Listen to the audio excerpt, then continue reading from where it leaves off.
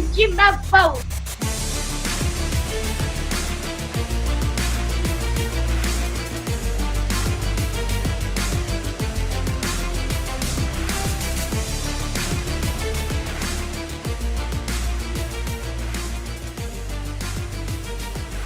Court is in session with Ryan in Sacktown on If You Don't Like That.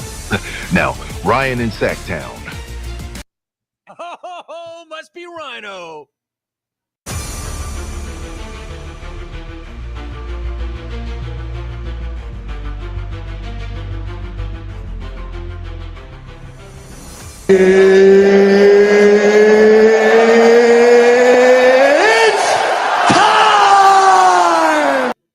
Good morning, everybody. The trade deadline is literally an hour and 25 minutes away. The Kings play tonight, coming off of a rough one last night. What's up, Flores? What's up, BG? Look, I know you got a lot of options today when it comes to who you want to be with to count the deadline down. I appreciate you being here. If you want more than vanilla coverage of this team, if you want engagement, if you want to be involved in the show, this is the show for you. We've got it covered wall to wall. We've got audio from last night. Good morning, Oscar. And also, we are tuned in and dipped into all of the coverage. So when something happens, we can just do this. Luka got blindsided. Anthony Davis got blindsided. We you know are who didn't ready get blindsided? to jump in. You know what? De'Aaron Fox. So thank you for being here. Let's get after it. A lot to talk about. Looking, hoping, fingers crossed that we are getting a point guard, dealing with some phone issues at the moment, trying to get a few things uploaded to the show to make it better. We've also got the whiteboard that we're going to go through, a couple of plays last night, and talk about the game tonight, the Kings and the Trailblazers. So let's get after it. Trade deadline coverage right here on If You Don't Like That. Yeah, let's go. Producer, play it. Hit it. Court's in session. Here we go. Oh, my. Grant and Ryan, break it down. It's Sacktown, we're the crown. Needs to be more aggressive on the offensive end, but this is the kind of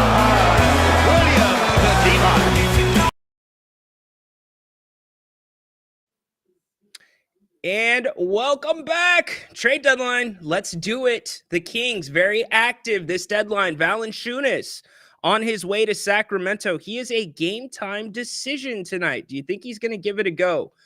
We will try to update you on that as we hear as the day goes along. But what are all you up to? Where are you watching from?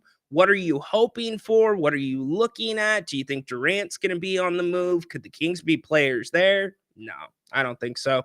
But what is up? Let me know where you're watching from. What's going on? You are more than welcome. He is a game time decision. So we are waiting to see whether or not he is going to be available tonight. We will keep an update on that. Trades still going on around the league as we speak. Micic and the Sun. Okay, hold on. Are the Kings making a move here? Hold on. Let's go to Bobby Marks. This is a cash dump trade. It's a shrewd trade. Yeah. It's a good trade. It's a good use of assets, but it's a cash dump trade. It's not a trade that you make to say, let's get better and try to go for something this year. Perk, why are you shaking your head? Because we have yet to talk about the real issue here. Which is what? Another organization, another failure for Kevin Durant. Another organization. So they're talking about Kevin Durant and how that's going to play out. Germ, what's up? Is it just me, or am I seeing more D Fox videos than when he was here? It's going to happen. It is going to happen. We've got a lot to go over, too, about last night. What a failure when it comes to energy, when it comes to effort. It was just not there for the Kings last night. No other way to cut it. I know a lot of you were frustrated with the performance. The second half was atrocious. I'm here to tell you, throw the tape out. The guys know what they did wrong. Last night was, I don't think it is represented. I don't think it's a representation of what the Kings are going to be going forward. The team is in flux now. We can point to many factors. The one concerning thing, the two big things that I highlight from that game, number one, defense, on-ball defense. Now, if part of that is communication, part of that is getting your scheme down. Zach LaVine just got here 2 days ago. He got here in the afternoon of today's Thursday. He got here Tuesday afternoon. So you can play some of that. The other thing I'm looking at is the hole at point guard for this team. That's the big issue. Malik Monk got into foul trouble, and this team was in trouble. Here was Malik Monk after the game last night. It was crazy because he was one of the reasons I came here for sure. But yeah, we got to move on. I know it's a business. By the looks of it, they say he wanted to be out of here, so he got what he wanted. I know tonight's probably not the sample size you wanted, but in terms of what success can look like for this team, which is where you feel like going forward you guys can do. Oh yeah, we can do good things in this league, man. I got to be better, especially not fouling, helping the team out, and I think that's why the energy was loaded tonight. Was on my part, so I'm gonna be better. It feels like you could have a larger role without De'Aaron here. How much do you view it as an opportunity? It is an opportunity, man. I think if you come to the NBA and want to play basketball and you want a chance, things happen like this. So this is what I wanted, so I got to take it over. Certainly it takes a minute to maybe get adjusted when you have a piece like that. But Doug looked like he was pretty upset. What was maybe the thing he was harping on the most? Because we weren't playing hard, man. We just had to let them do whatever. They were doing everything, and we was reacting to them instead of them reacting to us. So, yeah, we'll be better tomorrow. You've been in this league for a while. Just how crazy is this trade deadline this year? Probably the craziest one I've been since me being in the league. Probably the craziest one ever, especially with the Luka and AD jump. So, yes, it's been crazy, though. It's been crazy. What about this year for you, this team, like dealing with the coaching change, Fox's trade, just like how do you contextualize that compared to what, like, I don't know, a normal season? It's not normal, obviously. It's abnormal, but it's part of the business. You got to adjust to things. You got to be ready for things to happen like that. And yeah.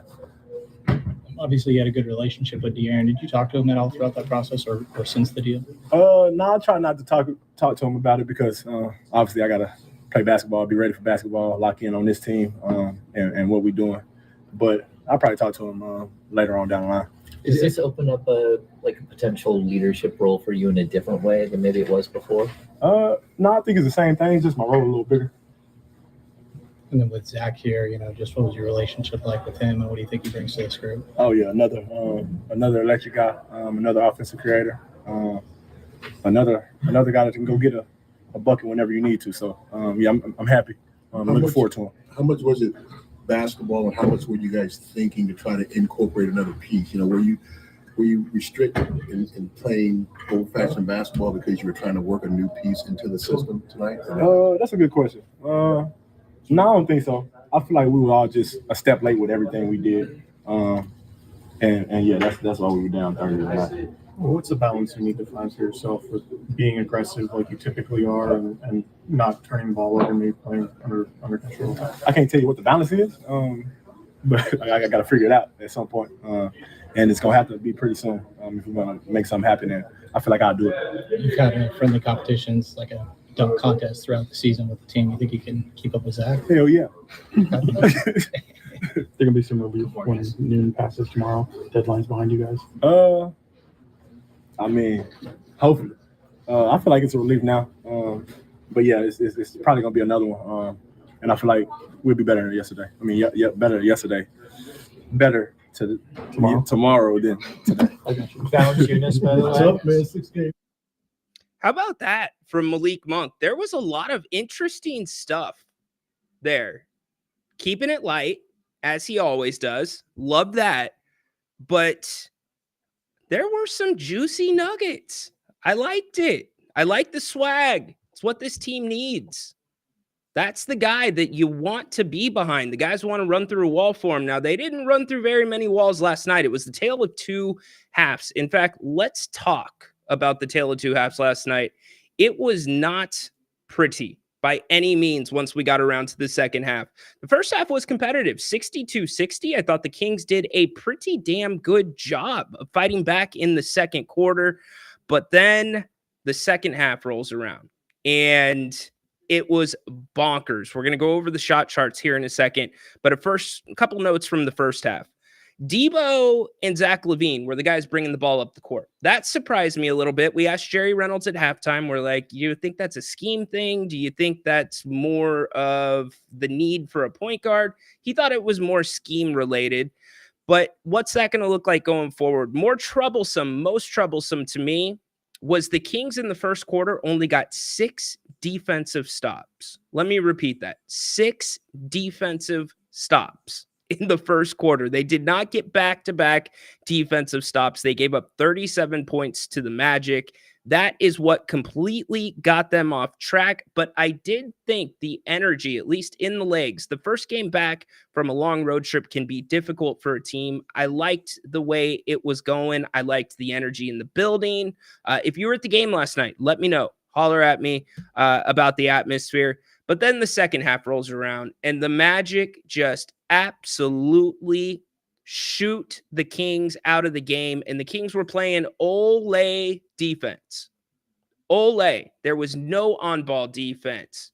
When you've got Franz Wagner talking junk to you, that's a problem. And they deserve to talk junk. Doug Christie talked about it after the game. Before the game, I should say. He said that the Kings, he wanted their 3-point shooting percentage off the whiteboard. He didn't want that up as part of the game scout because of the way Orlando shot the ball at times for the Kings or against the Kings when they come into the Golden One Center. Excuse me. This has been about the longest week and a half I've had in a while. Let me get a sip of coffee in. Get going so I'm not making mistakes like that. I know all of you are probably a little bit winded too, but we're here for it. We're ready. Doug knew that Orlando could break out at any time. They've been due. They had not been playing well. They only scored 99 points against Golden State previous. So not a lot of good there. And then you combined it with the offensive side of the court for the Kings. Just an absolute mess. I mean, you look at the breakdown between the quarters and it was not good. So a lot of people were very dejected after last night. The Kings gave up 42 points in the third quarter to Orlando. 42 points. You can't give up 37 and 42-point quarters to Orlando, period. End of story. So we have got a lot to talk about around that. You can call the show if you want to get in here, talk about the trade deadline, talk about what we need. That is what we are here for. We will fill in with some content in between that. We'll listen to audio from last night. Let's talk a little bit about what has gone down today so far in the trade deadline. We are counting down about an hour and 13 minutes away. I don't know why the broadcast said last night 1 p.m. It is actually a 12 p.m. deadline. So we know about the trade last night. We talked about it, that the Lakers made, trading Dalton Connect, bringing in another athletic, basically big from Charlotte that's going to try to fill the Anthony Davis role. But today, here's what we got. The Phoenix Suns are trading Yusuf Nurkic and a 2026 first-round pick to the Charlotte Hornets for Cody Martin, Vasily Micic, and a 2026 second-round pick. Kevin Durant talks are still out there. That is kind of the big domino that people think may still fall at this deadline. I would not be surprised. The Suns' payroll is absolutely through the roof. I don't know how it's going to be sustainable for them to continue what they're doing, especially when you look at their record, you look where they're at in the Western Conference. Doesn't make a lot of sense. A familiar name here in Sacktown, Davion Mitchell on his way to the Miami Heat for PJ Tucker.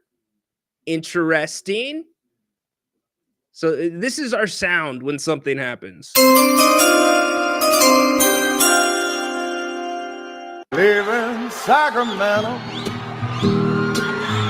Sacramento, there I go. So Davion on the move earlier this morning as well. The Philadelphia 76ers trading Reggie Jackson and a future first-round pick to the Washington Wizards. How about that? Jared Butler is going to be going in exchange to Philadelphia and future second-round picks. The Warriors extended, we knew this last night, Jimmy Butler. That's going to be the run that they're going to go for. They are going to go Jimmy Butler and Steph Curry to close this thing out, to close out Steph's career. Not a huge problem with that. It makes sense. It's one of the only options out there. Will it make a big difference? They were able to hang on to Jonathan Kuminga. That was a little bit surprising to me. Warriors still looking to be active at the deadline, possibly looking at Nikola Vucevic. And we talked earlier, I started with it, the Lakers trade Dalton Connect, Cam Reddish, and a 2031 unprotected first-round pick and a 2030 pick swap to Charlotte for center Mark Williams. So that is where we stand right now as we approach the 11 a.m. hour. Will there be more trades coming? Absolutely. It is the last hour for trades to go down. Now, let's talk about what happens after the trade deadline. After the trade deadline, you're going to have guys that get waived, that get bought out. Will the Kings be part of any types of discussions looking for a player in that sense? Who knows? I still think the Kings are going to be active here. I know the Kings are still working the phones and looking to possibly move some of those picks. Now that you have Valanciunas on the way to Sacramento, he is a game time decision tonight. Game time decision. We will find out if that means Trey Lyles is a little bit more available. What about Devin Carter? I hate to give up on players this early, and it's really not fair to Devin because he didn't have a summer. He didn't have the start of the season. He came into this mid-season. I know he's got the NBA pedigree from having a father that was a veteran in the league. But let's be frank about it. Devin Carter offensively, and especially with the basketball, is not ready. He is not ready, and it is glaring out on film to other teams in the NBA. It is showing up. And so what are the Kings going to do in terms of that backup ball handler? Could Devin Carter possibly, and what value does Devin Carter have?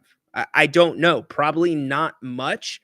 But at this point, if you're Monty McNair, if you are Wes Wilcox, if you are Doug Christie, you understand the hole that is in this roster and you understand the difficult position, really, that the front office has put the Kings in with some of their draft picks over the last few drafts. It's been guards, and it hasn't been a point guard. It hasn't been a shooting guard. More times than not, there are these guards that are in the middle. Colby Jones in the middle. Davion Mitchell in the middle. Devin Carter in the middle. So you clearly need a ball handler. So we'll see if they can make another move. We've got about an hour and 8 minutes until the deadline. By the way, we've got a massive day of programming ahead of us here on the channel. We've got the game day coverage tonight, beginning with the pregame show at 6:15, and then halftime, Jerry Reynolds will be with us. Post-game, we're taking your calls. Can the Kings, let me tell you why this game is so big. 2 reasons.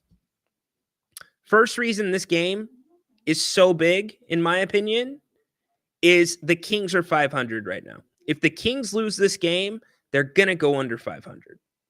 I don't want to see that happen. The second thing is their net rating. Their net rating is now only at a plus 0.8. That worries me. That number has not been in the red all season. That number starts trending towards the red. Now it's time to kind of worry a little bit, but last night's blowout did not help things per se with the net rating.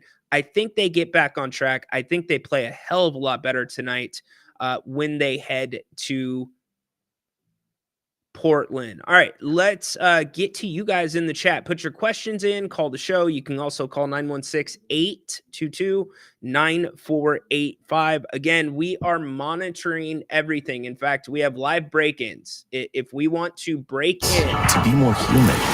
right there, we can break into Shams and ESPN. So we are all over it here on the channel for today. Thanks for being here again. By the way, also, I didn't mention this.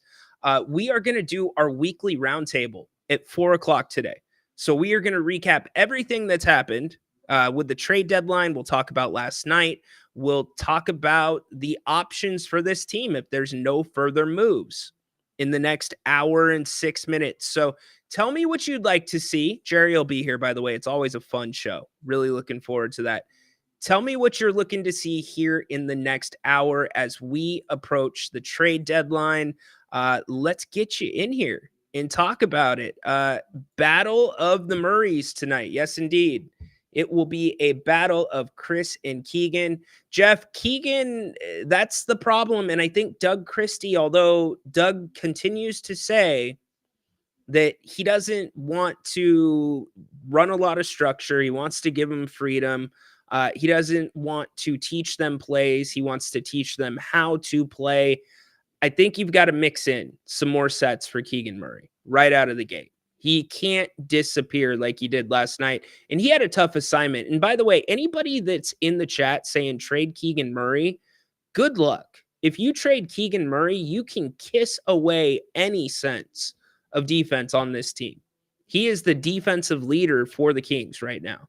So I don't see him on the move. Everything that I have heard from people that I trust that are fairly plugged in is that Keegan is not on the table short of, oh, Giannis for Keegan? Okay, we can do that. You know, one of those deals.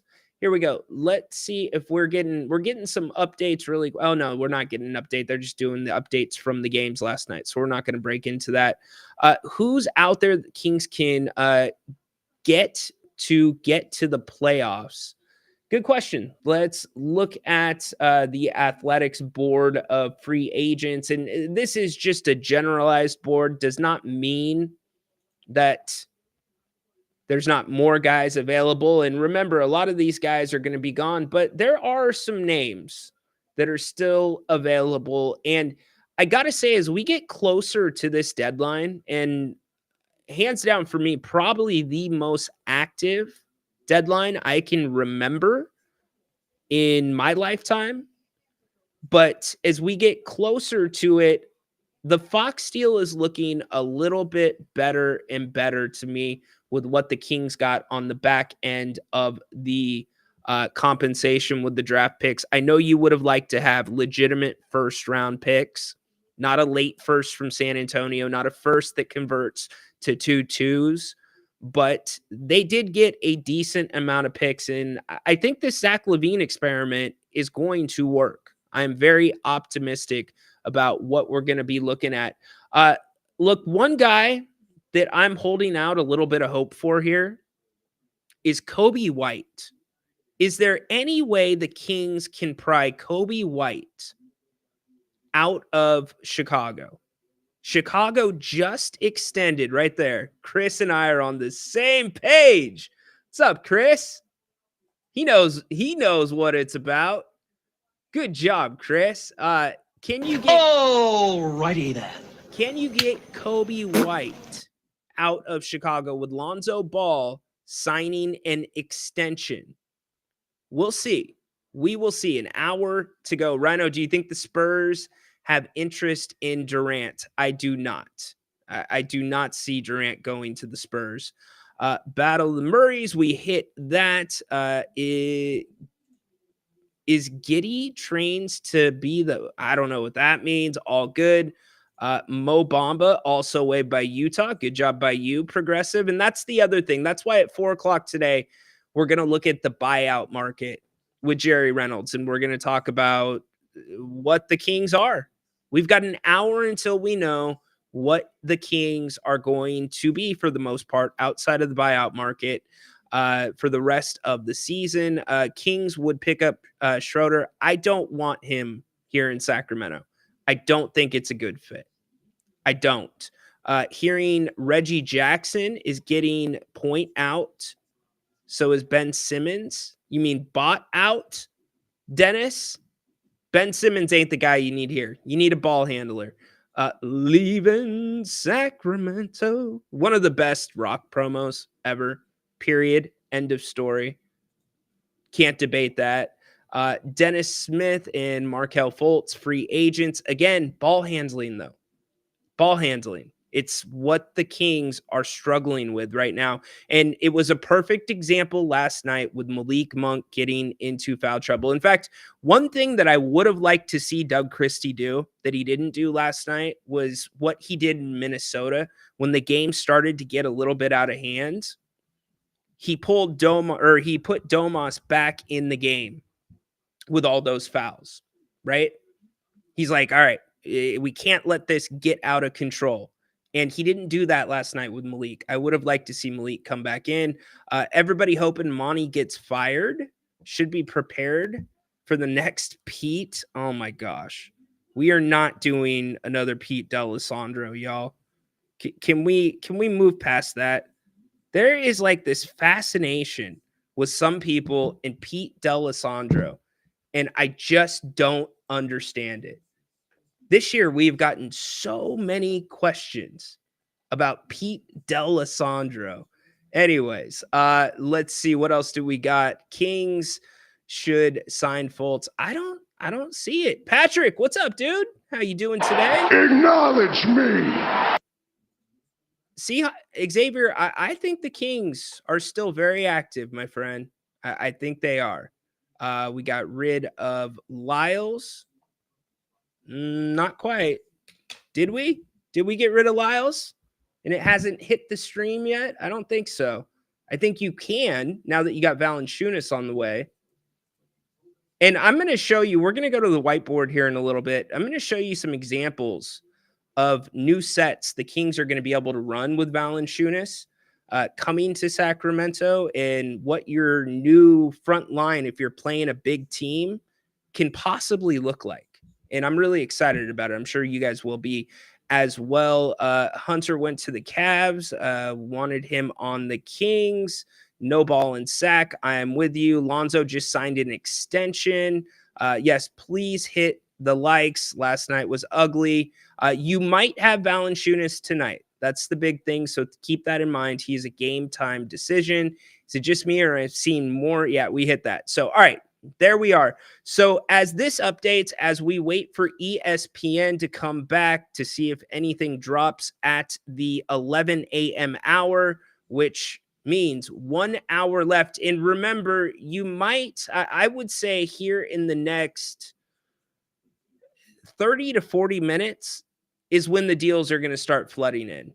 That's when they're going to start flooding in. Right about now is when teams are sending in deals to the NBA to see if they work. Before teams will agree to deals, they will commonly send them in to see if everything matches up, to make sure there's no conflicts.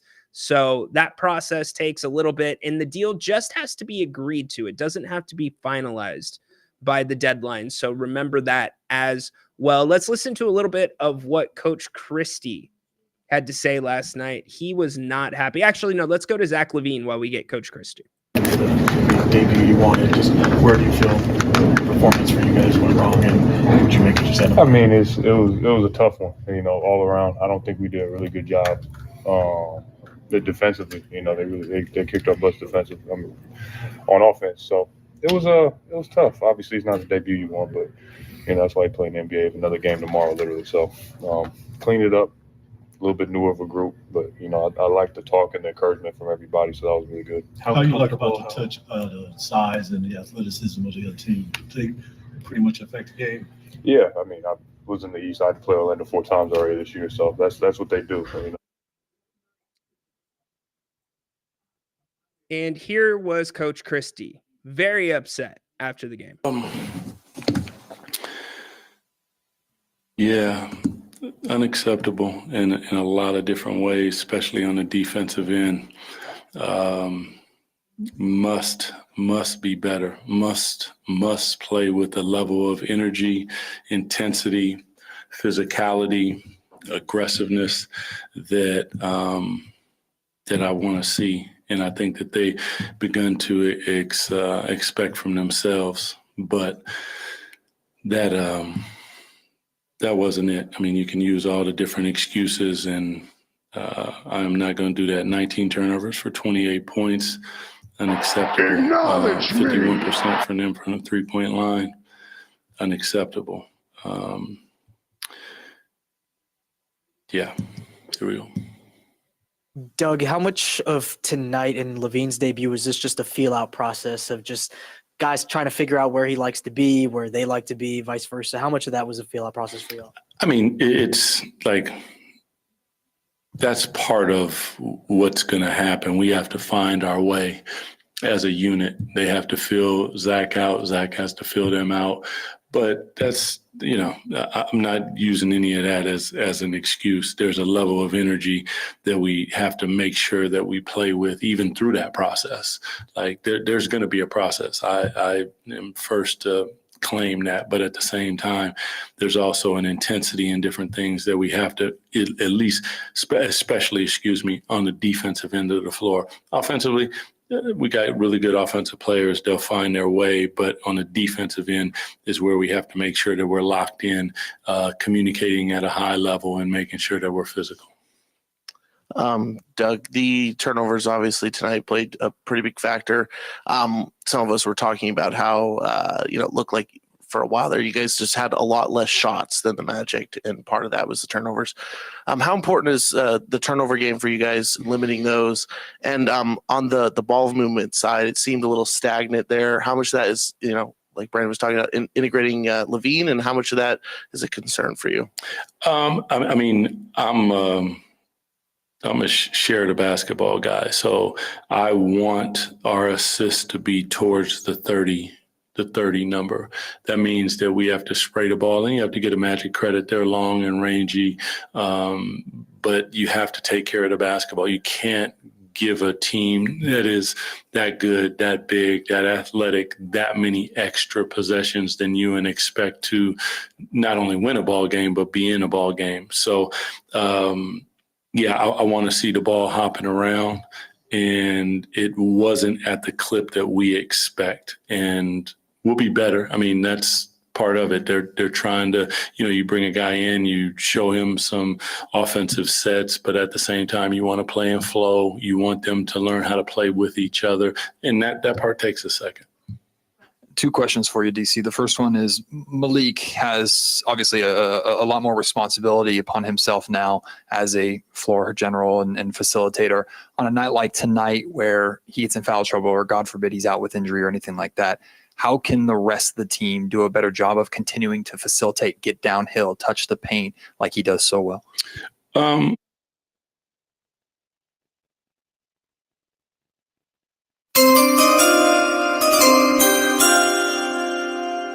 Leaving Sacramento, there I go. All right, we got some news. NBA Today is reporting, Mark Spears, that Zion Williamson and CJ McCollum, a name that might have been decent here in Sacramento, they are expected to stay with New Orleans.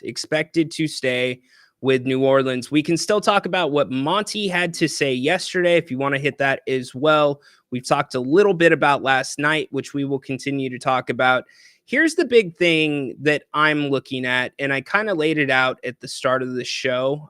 Chris, thank you so much, man. Love it. Since 1985, brother, you have seen some good times, some bad times, some weird times.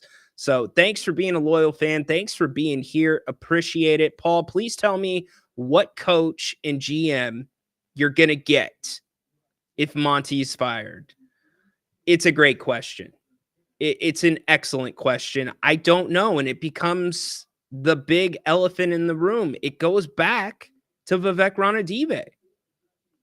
Being the GM of this team, being the coach of this team comes with baggage. It does. Did you see how miserable Monty was yesterday? You think Monty made the decision not to do a press conference after they fired Mike Brown? No, that comes from upstairs. Think Monty made the decision to do a softball interview with Mark Jones that was pre-taped? Comes from upstairs. And then you trout Monty out there yesterday, and Vivek's nowhere to be seen? Come on. So it really actually, in my opinion, hampers who you might be able to get to come to Sacramento. It does. And here's the other big thing. This is a great point, Brother Sai. If Monty and Wes go, let Weber run the team. He is obsessed in Vivek with former Kings. Obsessed. I love Vlade, one of Grant's really good friends. He had Vlade in there as GM. I would not be surprised. Now, not Weber. I would be shocked at Weber, but I would not be surprised if that is in Vivek's head. He did jump 2 spots on the coaching ladder to put Doug in. So Vivek said, we have the best front office, so they ain't going anywhere. Yeah, I'm not so sure. We'll see.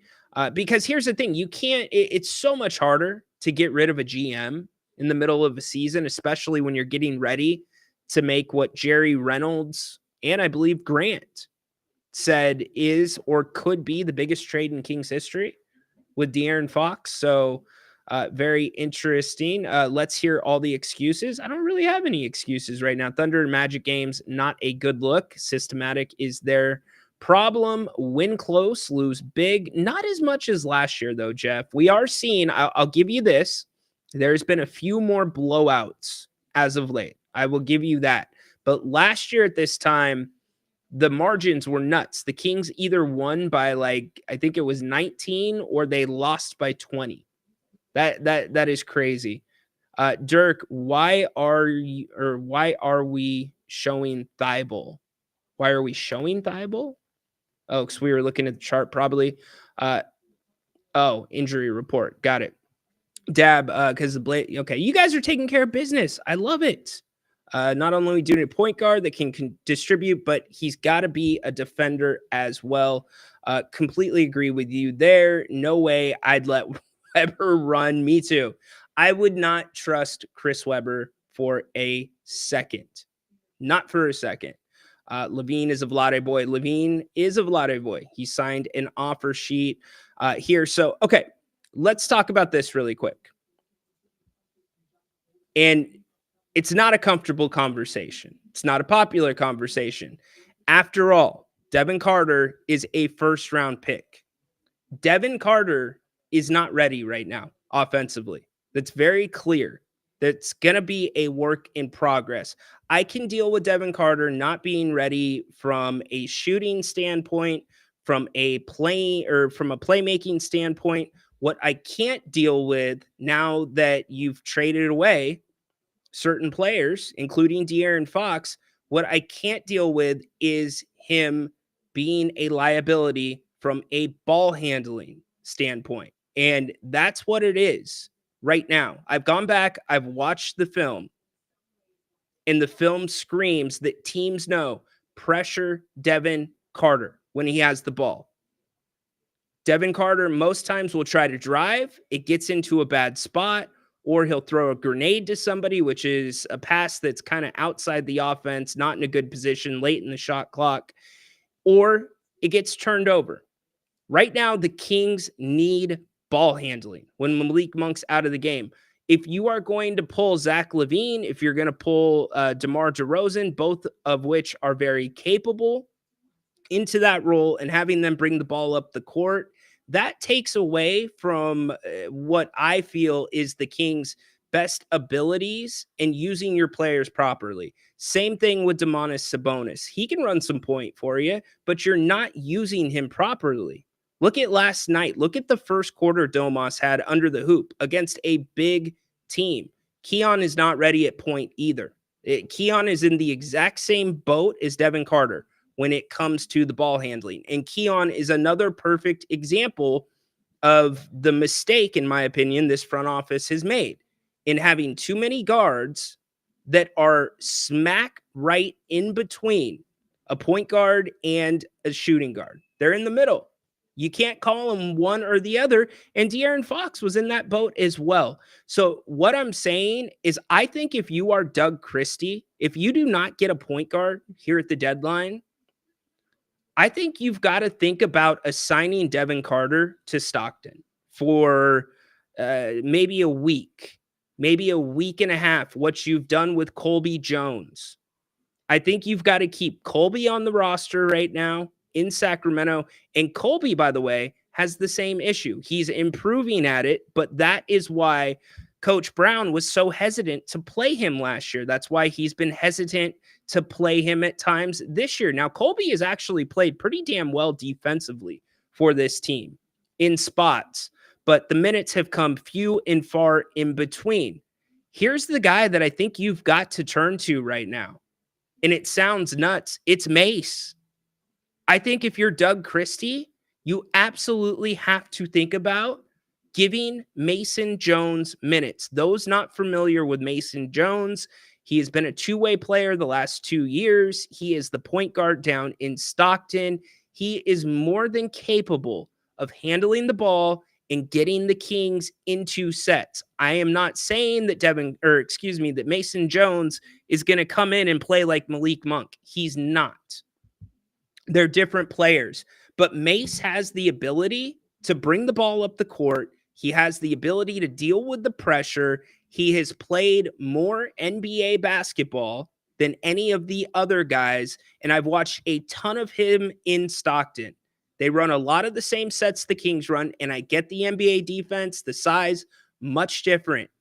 But if nothing happens in the next 45 minutes, I'm looking Mason's way if I'm Doug Christie, and that begins tonight. Now, Mason's a two-way guy, which means he can only play a certain amount of games here in Sacktown on the big boy team, unless you elevate him, and he would have to excel like a Keon Ellis to be elevated to a full-time roster spot.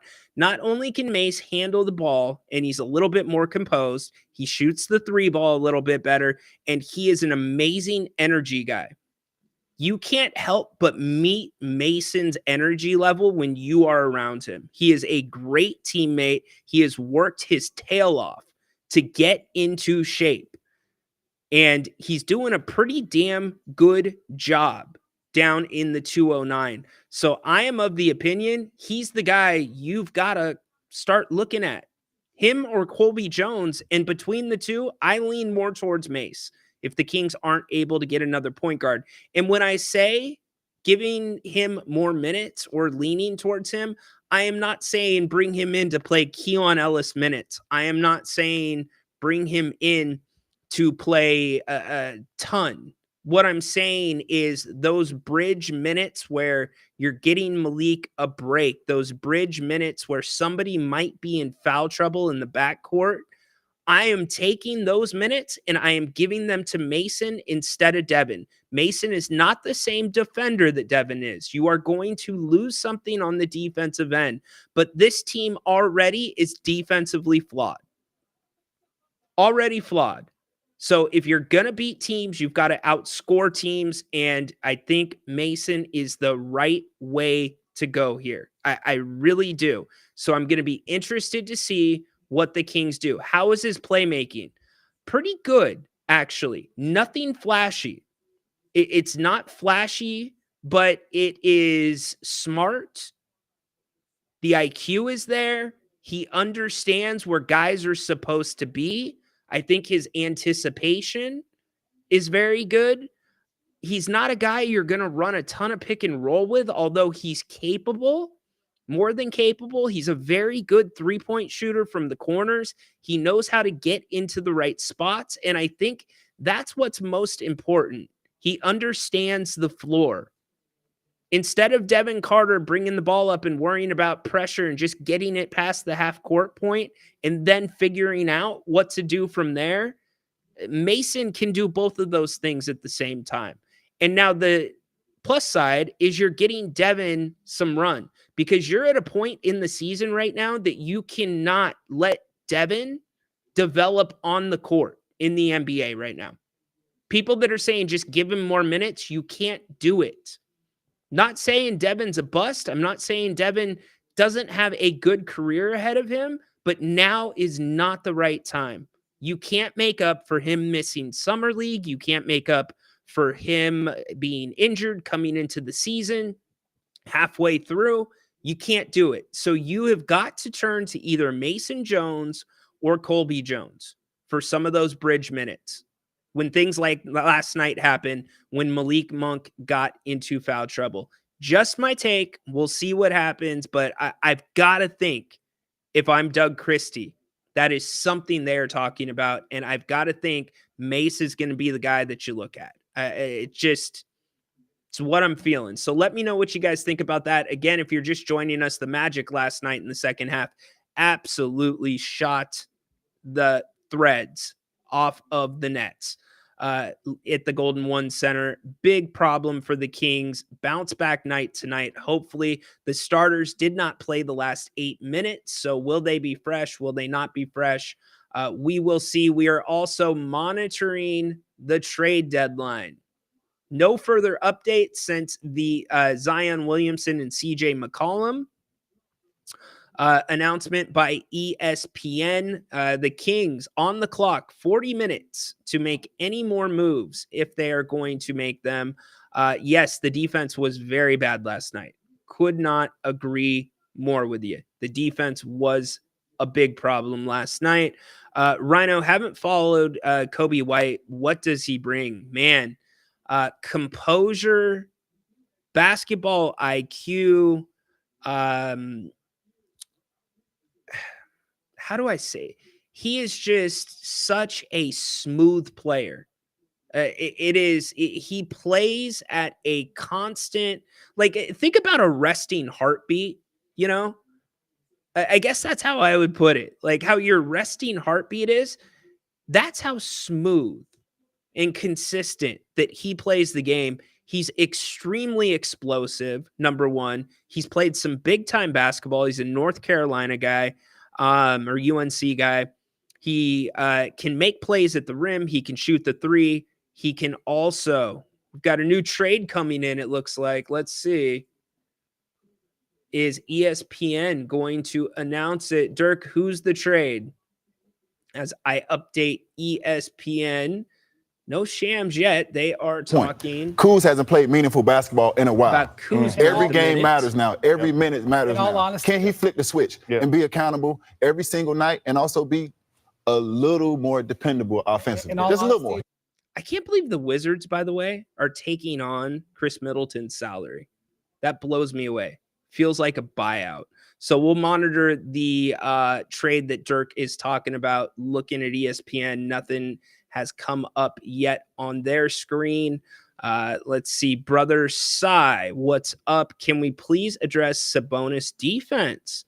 When in panic, he stands with his hands straight up. 20 blocks for the season. 3 in the last 10 games. Well, you got two options. He's either going to be straight up, he's going to be vertical like the rule book says, or he's got to take a charge. He's not going to block shots. And if you want to address the Sabonis defense, I think it starts on the perimeter. Uh-oh, here we go. The fact of the matter is the entire league is watching what's happening in ESPN Milwaukee breaking. because when you have the best player in the Eastern Conference on your team, they expect more. Oh, wait, you know what that noise means? That means that there's another trade. The Los Angeles Clippers, our Shams Charania reporting, trading Terrence Mann and Bones Highland to the Hawks for Bogdanovic, 3 second-round picks. That is what Shams is reporting. Ooh, we're inching towards the trade deadline, and things are getting hot. We do like 2 horns if it's a bigger trade, Like a double I would have trade. said what I had to say. Sacramento, there I go. Terrence Mann, Bones Highland. There's the trade for you. How about that? Bogey headed to the Clippers back in the Western Conference. He's had some injuries to deal with, but that's a decent pickup for them. I see why that works. Terrence Mann and Bones Highland have played some decent basketball for the Clippers this year. They have bailed them out in certain situations. The Clippers have turned to some really young guys as they've bridged through these Kawhi Leonard seasons where Kawhi's not playing well or not playing at all. So the Clippers and Jeff Van Gundy, who's running the defense down there, have made the best out of some situations. They'll do well with Bogey. 3 second rounders. Very interesting. Like Bill Walton would say, the defense is horrible and terrible. That's terrible. Oh, the great Bill Walton. Man, I was blessed to get to be around Bill Walton in my college days. He was a special guy. Dude was just different. It doesn't get any better than this. White would be nice to fulfill our Bulls aspirations. I'm not saying get the Bulls here in Sacramento, but that's a name that I have liked for a really long time. And here's a great point, Baby Cakes. He calms down sets. That's kind of what I was trying to get across. His contract, he's making $12 million this year, and I believe 12 or 14 million next year. So he's a guy you would have to try to re-sign, but I think he is a perfect backup for Malik Monk. Perfect. There we go. Progressive also putting it in the chat. What if the Kings got Bogey back? That wouldn't be all bad, but you still don't have a point guard. Clippers, there we go. Good job by all of you. Clippers Hawks trade. But what I was saying, Sabonis, you got to defend on the perimeter. You can't let guys just have a straight line to the hoop. It's going to be a problem for any big man, unless you're DeAndre Jordan, you're Victor Wembanyama, one of those guys. Miss Bogey, I'm assuming that's Bogey. It's a lot of help defense and slacking off their own man, which gives space. Well, last night, the communication was very poor on defense. It was probably the worst defense the Kings have played all year. Yes, worse than Oklahoma City. It was worse last night. On ball, way worse last night. Dirk, Mann or Highland would have been a good backup guard. Great point, Dirk. Good job by you. Agree with that. Acknowledge me. Rhino, you read the comments backwards. You start from the most recent and go back to the older comments. Damn, Progressive. Calling me out, Progressive? What's up with that? I kind of jump around. I'm sorry. I'm monitoring many things. I've got screens all around me, mixers, drops. I'll do better. Where we at? I'll do better. Here we go. Dirk from the beginning. Bogey goes colder than any NBA player I've ever seen. Interesting. He has some swag, though. I'll give him that. When he's rolling, he'll talk a little junk. Rhino always does that because look, okay, let me ask you. Okay, let's get into it. We're gonna have a Seinfeld situation here. Do you feel it's disrespectful if you've put a comment in that's older and I don't read it, but I go to somebody ahead of you? I'm trying to go in order. I just don't always do it well. Wow, you guys are picking up trends here. You're used to it now. Look at Rhino just screwing up left and right. Cannot win with him. Cannot coach with him. Can't do it. I'm just saying, she gave the trade details a while ago. No soup for you. Yes, fair enough. Fair enough. All right, we're working towards the deadline. 32 minutes until the trade deadline. Can the Kings make a move? Hopefully, there is a chance. Is there a chance the Kings are going to make a move in the next 32? So you're telling me there's a chance? Yeah! Thanks, Joseph. Let's go back to Doug Christie here for a few minutes talking about last night, and then we're going to go to the whiteboard and talk a little bit about some of the things I think the Kings can do differently and what they can do well possibly with Zach LaVine. And that's part of it. They're trying to, you bring a guy in, you show him some offensive sets, but at the same time, you want to play in flow. You want them to. And the rest of the team do a better job of continuing to facilitate, get downhill, touch the paint like he does so well. See, like even that, because like he goes out of the game, Zach's in the game, and now we're saying you never run offense and you got to figure it out. So that's where we play through DeMar. We can also play through Domas, and that's the flow part of it. There are a couple sets that we can get into, but even the sets is like there's many things that I can tell you, but I know from playing that when you're out there, it's a read, and that's how I want them to play. I don't want them to run plays. I want them to learn how to play. And there's a big difference in that. And then the second one, DC, is this is the second year in a row where Orlando's come into Golden One Center as one of the worst three-point shooting teams and then had these monster three-point shooting nights. How much of that is confidence driven, and why does it seem like so many opponents come into here with the confidence that they'll be able to shoot well?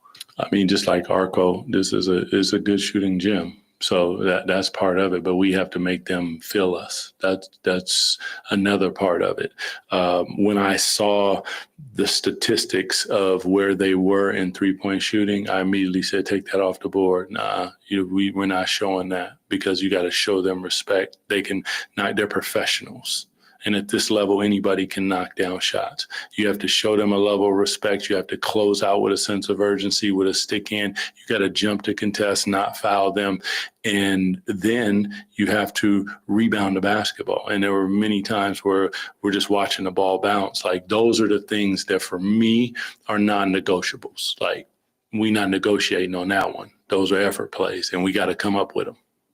Doug, obviously Zach first game, like you said, it's a lot of filling out, reading and stuff, but how much throughout just today in general were you telling him he has to find moments to be like very aggressive?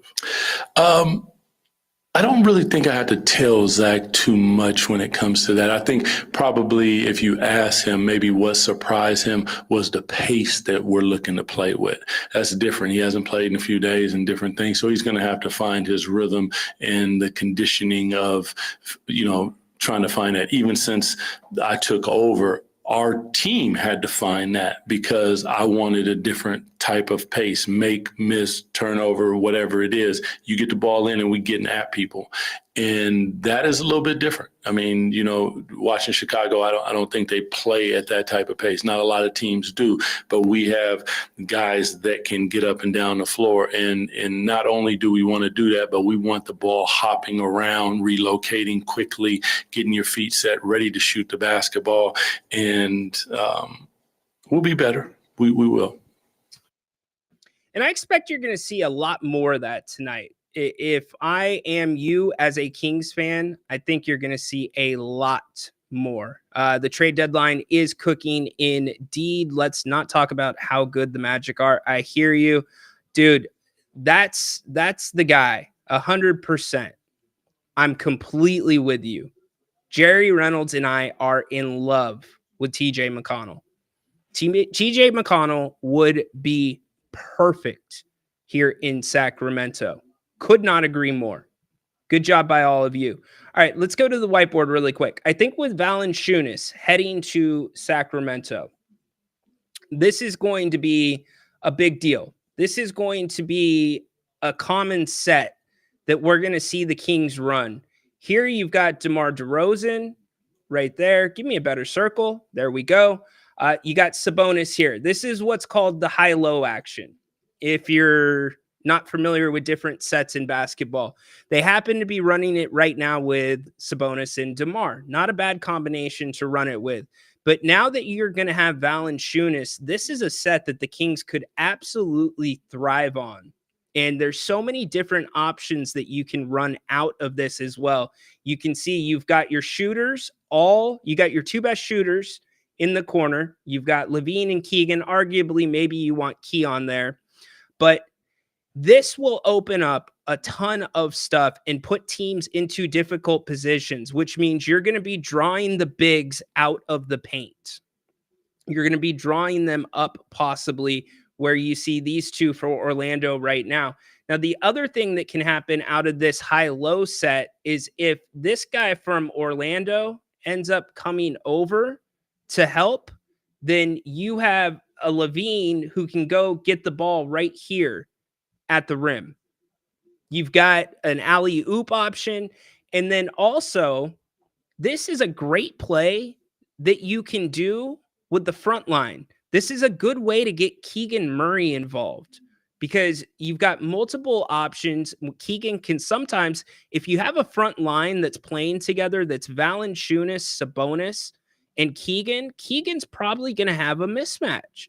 He's more of a natural 3. Keegan has been much more explosive this year around the rim, way more explosive in past years. And I think that is something that's going to continue to grow in his game. So I am going to look for a lot more high-low action, which means you are throwing the ball over the top right here to the big. The big basically seals his guy off, which opens up the hoop. And then again, if this pass doesn't get through, or let's say Sabonis is crowded, that puts the defense in a scramble. That gives you a paint kick out where you can kick out to Levine. You can kick out to Murray. So high-low is going to be a big deal because you have 2 big men that can pass the ball really well in Valanciunas and Sabonis. So that is one set that I am definitely looking forward to as we get Valanciunas here to Sacramento. He is a game time decision tonight. Game time decision. People are getting antsy. We're 25 minutes away. What is Monty doing? I think Monty's had a pretty good trade deadline. Considering the past 2 trade deadlines, I think we got to give Monty a little bit of credit. But I am worried, as I said at the start of the show, about the point guard position. The point guard position, it needs to be addressed, whether it be in the next 24 minutes or whether it's in the buyout market. And the buyout market, I don't know what that's going to look like. And that somewhat worries me because if guys are being bought out, there's a reason for it. Sometimes it's because of the money, but usually more times than not, it is a reason for it. McConnell just signed a 4-year, $45 million deal, absolute bargain, 100%. You know, like maybe it's not this year, but if the Kings could find themselves, and I understand they don't grow on trees, but if the Kings could find themselves an Austin Reeves type, Peyton Pritchard type, TJ McConnell type, somebody like that, I think this team would be in great shape. But you're going to have to be aggressive. You're going to have to get something up to get one of those guys. And we've seen here in the last 2 years in the NBA and this trade deadline in particular, with the CBA limiting teams from being able to sign 3, 4, 5 stars without paying a significant cost for it, we're going to see more of this. We're going to see more teams taking big risks and shaking up the rosters. You have to. It's the only way that you can try to make things different. You can try to stay competitive. You've got to keep pace. And hell, since this new CBA went into effect, we have seen massive names moved. I mean, this trade deadline alone, think about some of the all-stars that have moved. It's bonkers. So we still await Anthony Davis, Jimmy Butler, Luka, Cat, Julius Randle, Chris Middleton, De'Aaron Fox, Zach LaVine, Brandon Ingram, Andrew Wiggins, and D'Angelo Russell. All have been moved since the start of this CBA. Crazy stuff. So we've got a lot going. We got the trade deadline approaching. Glad you are here on If You Don't Like That. Appreciate it. We've got a big day of coverage. 4 o'clock today, we are back with the Kings Roundtable, meaning Jerry Reynolds joins Grant and I. By the way, Grant's voice got better as the show went along yesterday, so he should be good to go. I hear he is probable for the Roundtable. Looking forward to breaking it all down, and we'll be able to give you a much clearer picture come 4 p.m. of what the holes might be in the Swiss cheese, what to look for, how Doug Christie might need to get creative, We'll be all over that. We've got coverage of the game tonight, Kings Blazers, 6:15 pregame, halftime with Jerry Reynolds again, making Jerry work twice today. How about that? And then postgame, we'll be taking your calls. The Blazers are playing really good basketball right now, by the way. Blazers are playing really good. 9 of their last 10. They just beat Indiana. So looking for a off night from them. They're a big team. It would help greatly, would help immensely if Valanciunas could be available for tonight. We'll keep you posted on that. Paul, thank you very much. Yeah, if you are just joining, we would really appreciate it if you gave us a thumbs up, gave us a like on the X, retweeted the show. We have gotten a ton of support this season, and we can't thank you enough. We've been here for 3 seasons doing good work. This is the first, we'll be coming up on the first full year of the Kings Court Daily Show, which has been a blast, and love seeing the community, all of you getting to know each other, building around this channel. So thank you very much, and tell a friend if you're just finding out about us. Grant's here, I'm here, Jerry's here. It's a lot of fun. All right, let me go from the newest chat. I really feel like Keegan needs to start at small forward, meaning we have to trade DeRozan. I don't know that you have to. I don't think you're trading DeRozan in the next 40 minutes. I would be very surprised. Dennis, the Atlanta Hawks. Oh, hold on. Dennis is beating ESPN. Let's get the sound.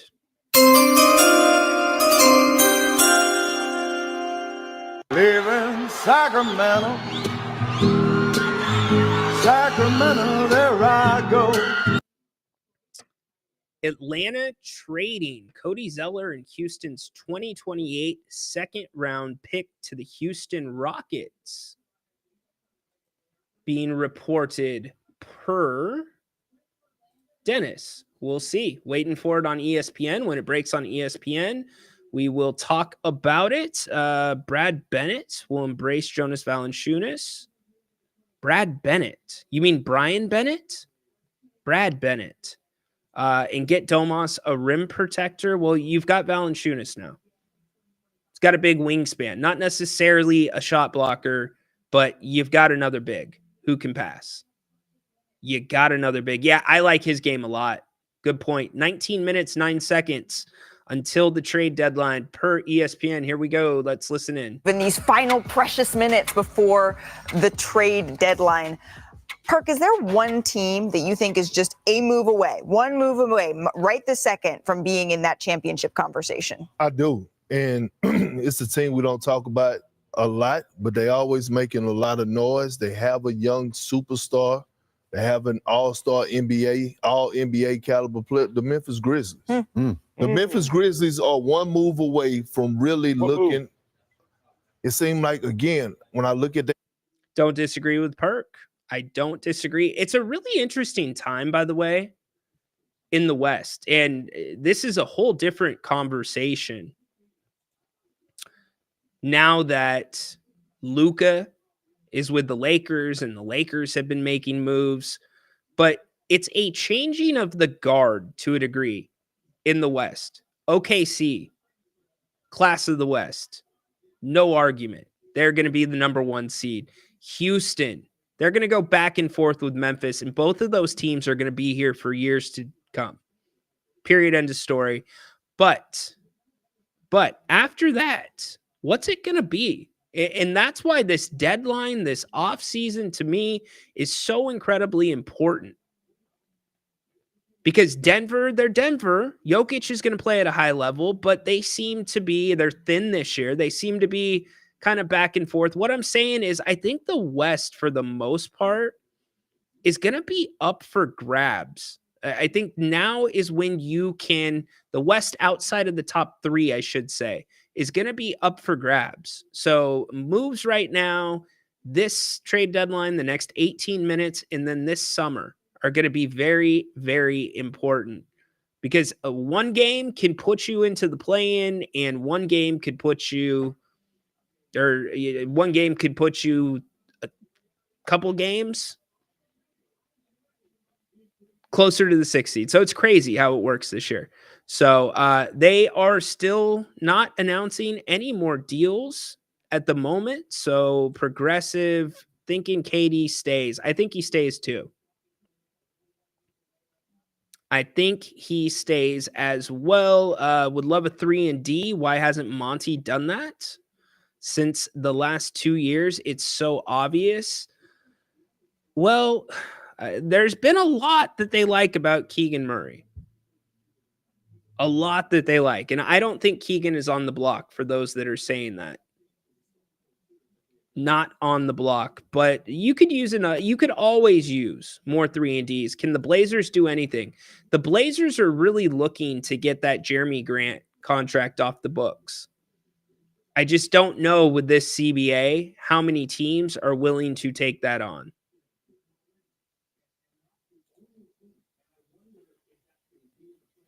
Indeed. Can't agree, or I can't disagree there. Not necessarily if they do right by him. Who are you guys talking about? Starting centers are supposed to be rim protectors. Shake my head. It's a different NBA, Brother Sai. Brother Sai. I always feel like I have to say, Brother Sai. Brother Sai, my man. It's a different NBA. I would say big mans have to be able to shoot the 3 ball now before protecting the rim. But I think we're swinging back the other direction. That's the important thing. That's the important thing. I think that's why Dallas did the move that they did. Second year in a row that they're trying to go double big.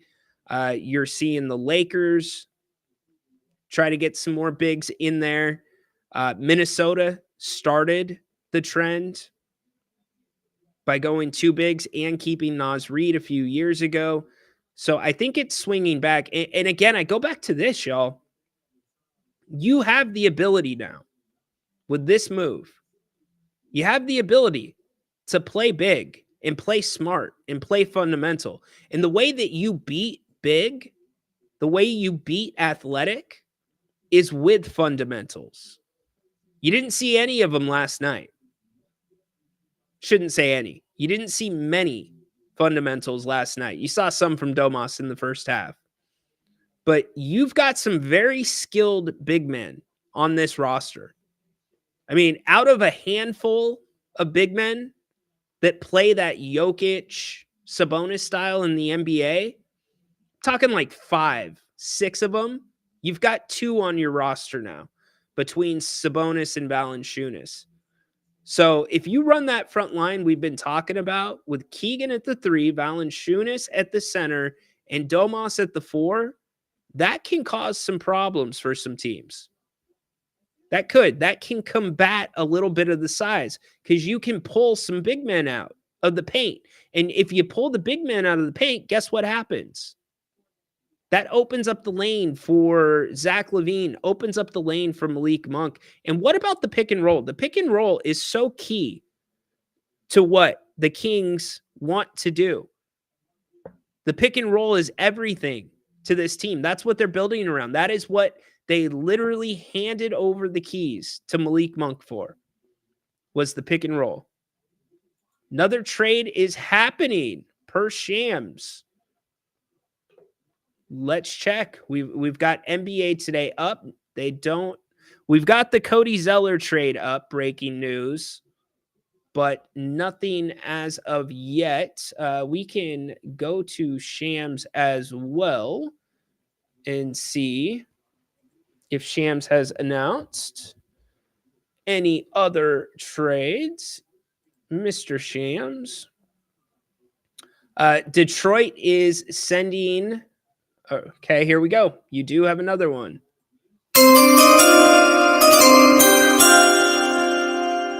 Live in Sacramento, Sacramento, there I go. Detroit is acquiring Dennis Schroeder from the Utah Jazz. Sources tell ESPN.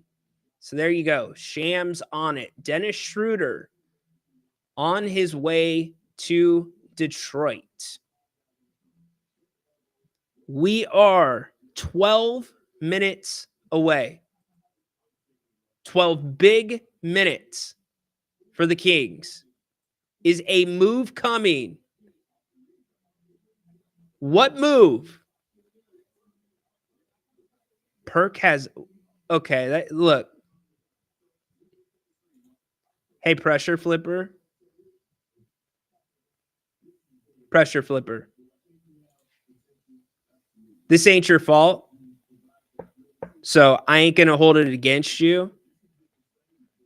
But that ain't cool, man. That's not cool, dude. We don't do that around here. We don't do that. Cool? Got it? We're on the same page? Not put it on the screen. We don't do that. My son has autism. Pressure.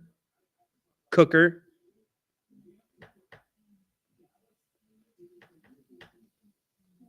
Ain't gonna fly around here.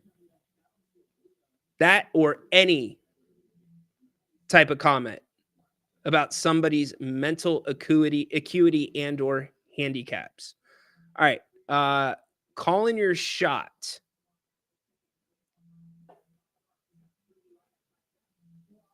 Well, Luka. He's gonna be better with us. Lakers are going well. Luka. He's gonna be better with us. Yeah. And we're gonna find out. Yeah. We're gonna. They're going to Bobby Marks. Okay.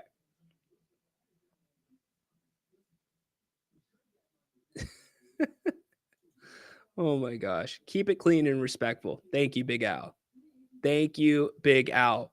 Look, I'm not so sure. I'm not so sure. This is when it's going to happen. Is it going to happen? We've got 10 minutes until the trade deadline. 10 minutes. Dennis calling his shot. JR, Cam Thomas signed Ben Simmons on the buyout. Ben Simmons would be a terrible move here in Sacramento. Same problem. Dude's not a ball handler. Wilson says breaking news. Come on, Monty. We're seeing, is there another move? Are the Lakers possibly going to make another move? Let's clip into ESPN. The Lakers. But that's what LeBron James and company have been saying for a little bit. And now with Luka here, all of a sudden, those moves are being made. Let me think. I mean, Coach Haslam over here. He's got the Lakers offense figured out. Do you like that starting lineup? Because there's not a lot of shooting. I'm not saying Luka can't shoot and LeBron can't read, but I know Vanderbilt and Mark Williams ain't taking any shots. And who's playing two non-shooting bigs anymore? Not many. Nobody. Well, maybe you. No, I'm just asking. You get Rui Hachimura and Austin Reeves. He's been knocking on the three. Okay, well, one thing I will say is this: I've been watching JJ Redick all season long, right? Because I've been wanting to see what the hell he's gonna do. He's been coaching his He's been ass great. off. Yeah. Really good. He the way JJ Redick has coached well this season. I will give him that. JJ Redick has coached well. BG Monty's tapped out. More like, come on, Vivek. All good, brother. That's why I said I ain't holding it against you, brother. It's all good. Appreciate that. I just, look, I want everybody to be cool around here. Don't you have Monty's cell phone number? No, I don't. I do not have Monty's cell phone number, unfortunately. And I'm pretty sure if I had Monty's cell phone number and I called him right now, I would no longer have Monty's cell phone number. Let's see. Okay, how are we feeling? Well, we're going to sweat this out together. We've got 7 minutes. Something. Is it coming? I mean, it's got to come right now. If it's going to come, it has got to come right now. Point guard. 3-and-D. Put your comments in. Monty has a jitterbug phone. Get out of here. All right, we are down to about 6 minutes. 6 minutes. Anything happening? I am searching. What are we going to look for on the... I know Dennis said Ben Simmons.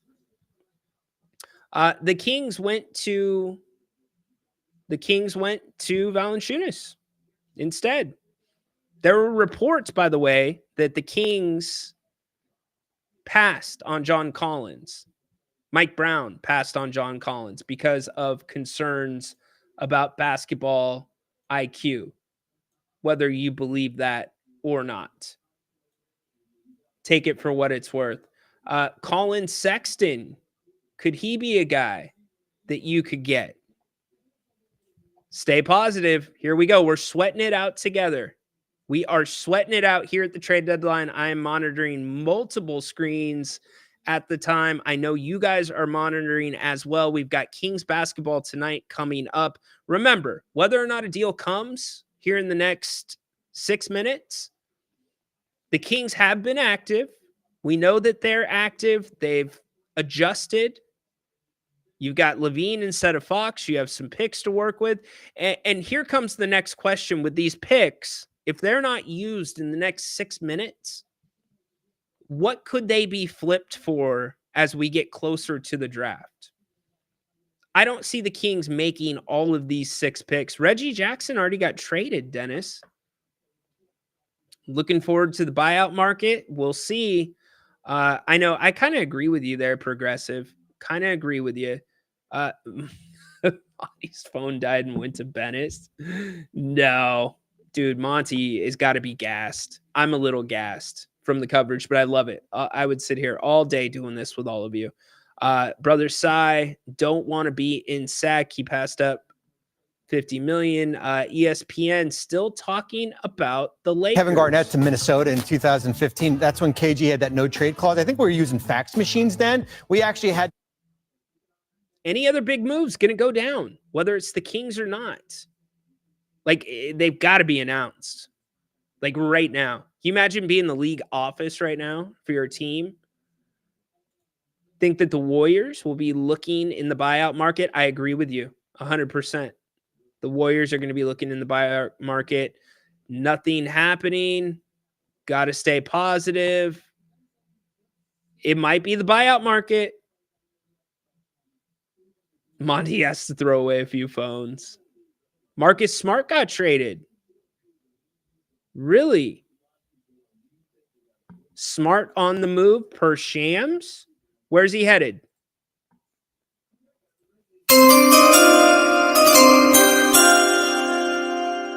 Live in Sacramento. Don't come messing with the Rockies. They don't need that. Sacramento, there I go. Who improved the most? Oh, here we go. The Grizzlies, they're trading Marcus Smart. Oh, to what? That's what they was. And a 2025 first-round pick to the Washington Wizards. Multi-team deal sends 2 second rounds to Memphis here. So that's a trade that is a salary dump trade, which I know you may say, why are they dumping salary if they're competing this year? That is to get Marcus Smart off of their books after going into the future so that they can renegotiate and extend Jaren Jackson Jr.'s contract this summer. It's not exciting, Grizzlies fans, but you will be happy if you can get Jaren Jackson under contract this summer. I'm not happy for Marcus Smart. I don't think he'll stay there. No, he won't stay there. He won't stay there. But, Bob, you were asking a good and important question. Ain't no best one to watch it. In the last 4 minutes before the trade deadline, and there are still things, again, a lot of this will likely be around on the edges, but this week has been shocking, so I'm not putting anything past these last couple of minutes here.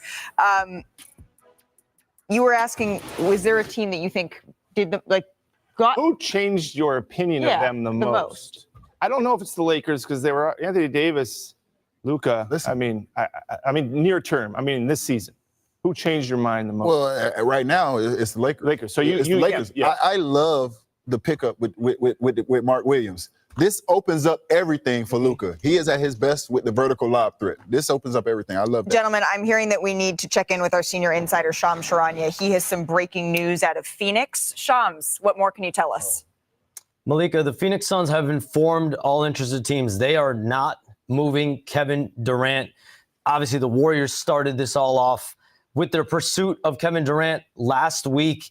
There was some level of an engagement, and several more teams called today. But the Suns made a trade today, traded away Yusuf Nurkic, brought in a couple potential role players. They want to see how this team looks for the second half of the season. Kevin Durant did not expect his name to be in any trade rumors. He has not requested a trade out of Phoenix this season, from my understanding, and was blindsided by even being involved in any conversation. I am also told there will be a full evaluation of this team if they are not able to turn it around by the offseason. Shams, thank you so very much. So after all of those conversations, Kevin Durant will remain with the Phoenix Suns. We appreciate you stopping by once again. Bob, what is a full evaluation? What is that? I don't know. I mean, first of all, like Not something forming you a wanna hear. league with 1 minute. Shams is great at what he does. I'm right, sure we're you just counting it heard down, that 'cause y'all. we did breaking 1 news. So minute. Phoenix alerted the league with 2 minutes to go on the clock. 1 minute remaining in the trade deadline. We will continue with ESPN for the next minute, and that's what that means. we will see if the Kings have one more move. Can Monty pull a move out of his vest? Here we go. Big words, but every team's doing full evaluations. What makes this different is Kevin Durant's name was thrown out. Yeah. The world knows it. He knows it. He didn't ask for it. That makes you feel a certain way. And the team is going to play, and he loves basketball. Kevin's going to go play. Ultimate best he hooper can. shooper. And then at the end of the season, I guess the good news is nobody's going to be wondering. He'll know how they finished, and if it didn't work, hopefully he can say, "Well, I tried. You guys tried. Now let's do this together." I guess that's the full evaluation. This was such a rough couple of days for the Suns. They went into this thinking they could get Jimmy Butler for Bradley Beal, extend Jimmy Butler, extend Kevin Durant, swap out Nurkic for Jonas Valanciunas, actually a guy who could help them right now and improve their team. But Whitney, how are they going to get Jimmy Butler without moving Bradley Beal? That's what I'm saying. Yeah, but really, But even they the believe idea of it though. Bob, 23, they believed they could do it. 22, They were 21, wrong. They believed they could do 20, it, and they couldn't. And 17, then they thought, okay, well maybe we can get 15, KD. They 13, couldn't. 4, The 12, Valanciunas trade 11, passed. They couldn't. 10, and now 9, they're talking 8, about full evaluations at the end of the 7, season. Yeah, let's just take And off. now Take out we the- have 5, 4, 3, 2. My friends, the 2025 NBA trade deadline, it has come and it has gone. I think we can all take a step back for just 1 second here and say, oh, this was a wild ride.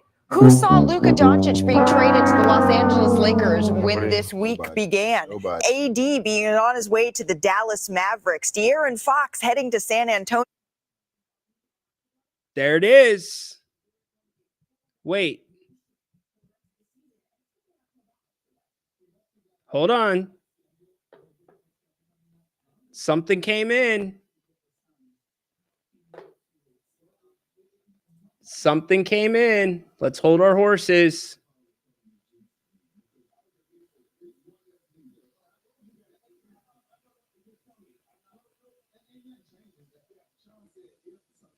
The Sacramento Kings are acquiring Jake LaRavia. How do you say his last name?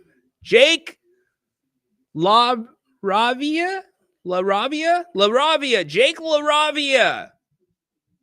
Per Chris Haynes. Jake LaRavia from Memphis. 3-and-D. You got a wing. At the last second. Holy crap. How about that? We're going to start talking about him in a minute, but Alex Len, Colby Jones.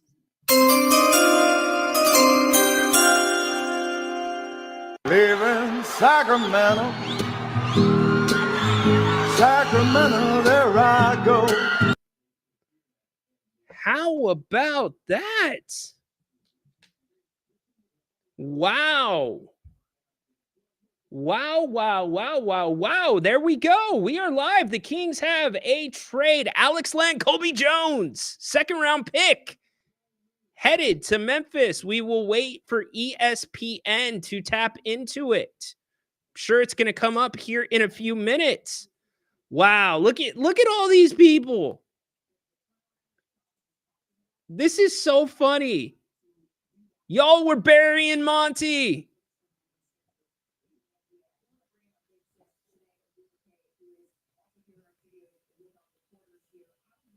How about this? Keep putting them in. GM of the year. Monty getting some love. Acknowledge me. How about that? How we feeling?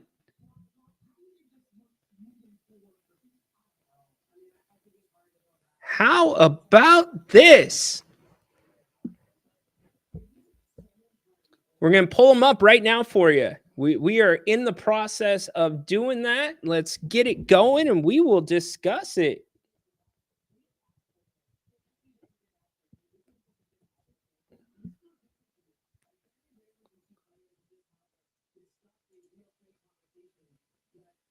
All right, here we go to the screen share.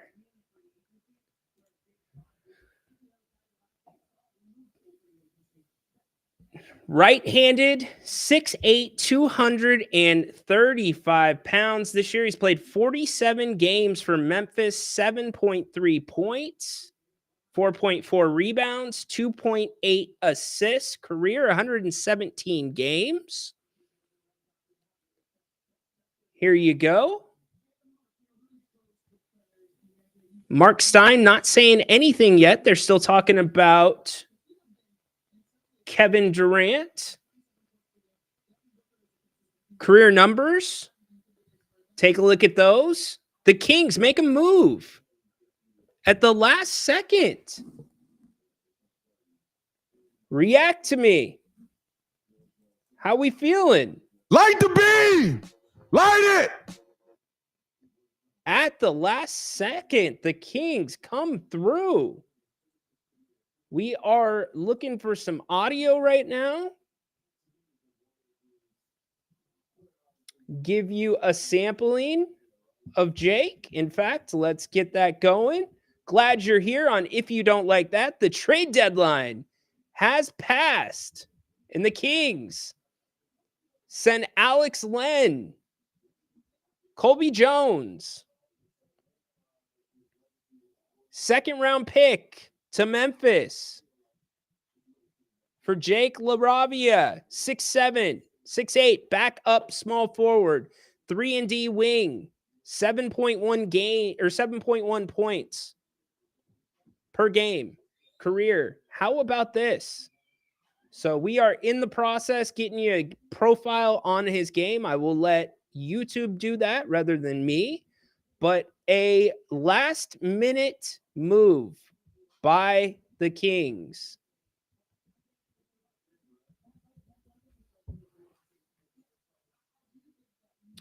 Here is a quick breakdown of his game. He's out of Wake Forest. So here we go. At Harbor Freight, we do business differently from the others.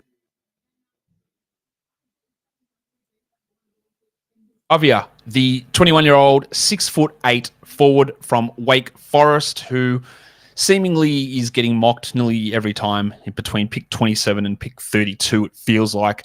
I talk a lot about this show about wing-sized players, forward-sized players, 6'7" to 6'9", 6'10" sort of guys. He fits right in there. He hit 38% of his threes. You would have liked him probably to take a few more from out there. Only 2.2 attempts per game in his 34 minutes, but he scored well. He's got good steal rate again, which is always a positive. A little bit older. He'll turn 21 just at the start of the NBA season. So LaRavia is got that forward sized. Is he the forward sized player that the NBA teams are looking for that can shoot and can switch defensively, or is he going to be left in a little bit limbo like a forward sized player that can shoot a little bit like a Dylan Windler, for example, who was picked towards the end of the first round? How about that? How are we feeling, Kings fans? Feeling good about this pick. Wake Forest guy from Pasadena, California, 23 years old. Power forward, small forward. Drafted in 2022, 19th overall pick by the Memphis Grizzlies. So you've got youth on your side. Let's look at his contract. What are the Kings looking at? Here's the other thing, y'all, that you want to think about with that Marcus Smart trade. Makes you wonder if he's going to be on the buyout market. Marcus Smart making $20 million this year, 20.2 next year, 21.5. Jake is a rental. Jake is making $3.3 million this year. $3.3 million this year. Let's listen into some more audio just about his game. This goes back a little bit towards his draft profiles, but nonetheless, we're going to hear a little bit more about what he does well. We love home internet. Do well, as we're doing this on the fly live with Jan if you don't like that. Minnesota trading the 19th overall selection to Memphis for the 22nd and the 29th overall selection that Memphis owned. And Memphis is going to get this kid, Jake LaRavia, out of Wake Forest, 6'8", 235-pound junior. Played his first 2 seasons at Indiana State before transferring to Wake Forest last season. Scored a higher average last season, 15 points per game than he did in any season for the Sycamores.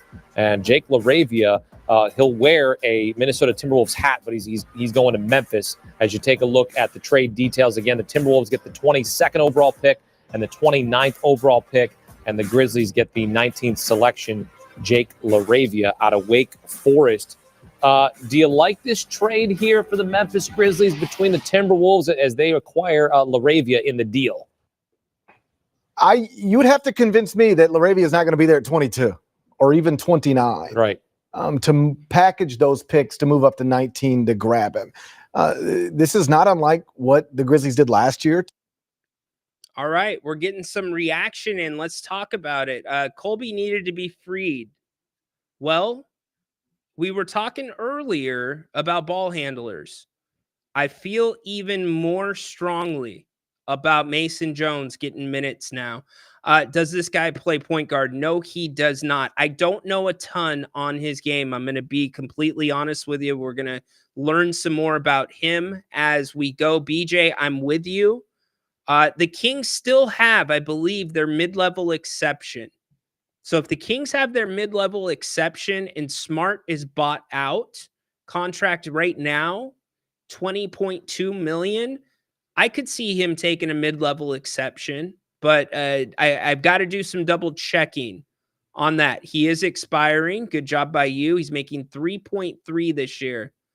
LaRavia, Jake LaRavia, $3.3 million on his way. LaRavia and Levine, how about those two? Upgraded from Red Velvet. We will see what's up. Furious. Monty, look at the waiver wire for a backup point guard. No doubt, that is where our attention turns. Our attention 100% turns to the backup point guard. Can you get one on the buyout market? Let's see if we can't get this in here really quick. Give me 2 seconds and we'll watch some draft tape on LaRavia. Not a lot on him in terms of highlights from the NBA. So we will go back to college to look at his game. Certainly we'll be pulling up more on him. We'll get some film cuts in there as the hours go on. Get you ready for the 4 o'clock show. But here's some on LaRavia. LaRavia ahead of the pack, 2 in the foul. 7-footer needs to find a point guard. He gets it to Witt, who zips it to LaRavia. What a pass. He took the contact. This is the fourth assist. Yeah, we watched the end of the play, but Walton gets everything started with a... Tyler Harris trying to run it down for Western, throws it away, off to the races, LaRavia! 1980, the Catamounts have hit 10 today. They're going to need more to come back. Nice underhand pass to LaRavia, and the foul! Not able to knock those down. An unforced turnover makes Barkley mad after. DC, to address this really quick, I would not be worried at $3.3 million, which is right around what Alex Len was making. First off, you have no room for Alex Len. Number one, you don't have room for Len. Let's think about this for a second. We'll go back to some of the tape on LaRavia. with Alex Len, now that you have Valanciunas coming in, it doesn't make sense to have Len on the roster. Now, what this also means, by the way, is that the Kings are going to still have an open roster spot because you sent Colby Jones out as well. So, in fact, does that leave you? No, that leaves you one open roster spot, which indicates to me the Kings are still going to probably be active on the buyout market. Let's look really quick at the Kings' financial situation. This will not include LaRavia, but Alex Len making pretty much what LaRavia is making. In fact, LaRavia is making as I look down here, $3.352 million. Alex Len, 3.3. So not a big offset there, pretty much right on the money. But then you get Colby Jones off the book. And that Colby contract, let's talk about that really quick. They were committed to him 4 years. So that does free up some money for the Kings in the future. Now, not a significant amount of money, but hey, anything is a little bit better than less. Anything more is a little bit better than less. But Memphis is deep. You got to remember that. And Memphis plays a certain style of physical basketball usually. And if he's been running with those guys, I can see why it's difficult if you've got Jaren Jackson in front of you. You've got Jalen Wells. Think about Jalen Wells. This is what that move is. This is the move saying Jalen Wells is our guy. That second round pick, there's no minutes for LaRavia because Jalen Wells has been playing so damn well from Sacramento, by the way. Sacramento local product. So that's likely why they're moving him that, and he is on an expiring deal. So it's very low risk here. In fact, there's no risk at all. You now have a 6'7", 6'8", wing defender, 3-and-D, in place of Alex Len for the exact same contract, basically. Alex Len would not be touching the floor nearly at all now that you have Valanciunas on the way. So you are, for little to no risk, a second-round pick, swapping out Len for LaRavia. I'm good with it. Why not? There's not a long-term commitment. It's a position of need for the Kings. Now, if you would have said, and by the way, don't forget about Scottie Pippen Jr. in Memphis as well. Big reason, too, why they are moving off of Marcus Smart besides the money. But it's a low-risk move at a position of need. It works. It fits. But I'll tell you what, this, to me, puts more and more pressure on Doug Christie here, right here. If you're just joining us, Devin Carter, we've talked about his struggles over the last couple weeks. Very evident last night, the ball handling just not there. And in the interim, until the Kings are possibly able to get a point guard on the buyout market, which I would fully expect them to be active on the buyout market, I think you got to turn to Mason Jones. If I'm Doug Christie, and I don't know if Mason's going to be with the team tomorrow. I would think he's going to be with the team because he played last night in Stockton, last played in Mexico City, and they've been on the road. I think you got to give Mason Jones those minutes for Devin Carter. I think you've got to get Devin Carter, assign him to Stockton for a week or two. You got to get him right because the Kings do not have enough ball handlers. If something happens to Malik Monk, if Malik Monk gets in foul trouble, that is what really blew everything up last night, in my opinion. So the Kings make a last-second move. Jake LaRavia on his way to Sacramento. What a trade deadline for the Kings. Yes, that's where I'm at. That is where I am at as well. So will Doug turn to Mason Jones? I think he will. And it's not a popular opinion, but I think you've got to give those bridge minutes to Mason Jones. But we are talking trade deadline. Monty pulls a rabbit the last second out of his vest, and Jake LaRavia headed to Sacramento. Boogie is not ready. Boogie is not ready. And Boogie has been injured as well. So a lot of people saying Isaiah Thomas. I know he's back in the G League. I don't know. Maybe. What I would do if I was you, post that one later today at our 4 o'clock Kings Roundtable with Jerry and Grant. Bring that up later today. I would love to get Jerry Reynolds' take on whether or not you think that might be an option. I have my thoughts, and I'm going to reserve them, although I do follow the G League very closely. And I love IT. I love him. I don't know. That's a good Jerry Reynolds question. He's back at 4 o'clock today with us to talk about what the Kings have done at the deadline. Let's recap it. It begins with De'Aaron Fox. De'Aaron Fox moved to San Antonio. Herter heads to Chicago. The Kings get Zach LaVine. City, poor City. He gets traded as part of the Valanciunas move, which happened yesterday. Valanciunas to Sacramento, 2 second-round picks. He is a game-time decision tonight. Game-time decision in Portland tonight, whether or not he will be available. And now you have this last move right at the trade deadline, like literally at the trade deadline, that you are trading Alex Len, Colby Jones, and a second-round pick to Memphis for Jake LaRavia. Again, a 6'7", 6'8", small forward, power forward. Looking at his stats, if we want to talk about what he has done over this season, hasn't had a ton of opportunities. I go back to this. You've got Jalen Wells in front of you, Jaren Jackson Jr. in front of you. This season, he's played in 47 games. He scored 7.3 points. He's averaging 2.8 assists a game, 4.4 rebounds. Not terrible.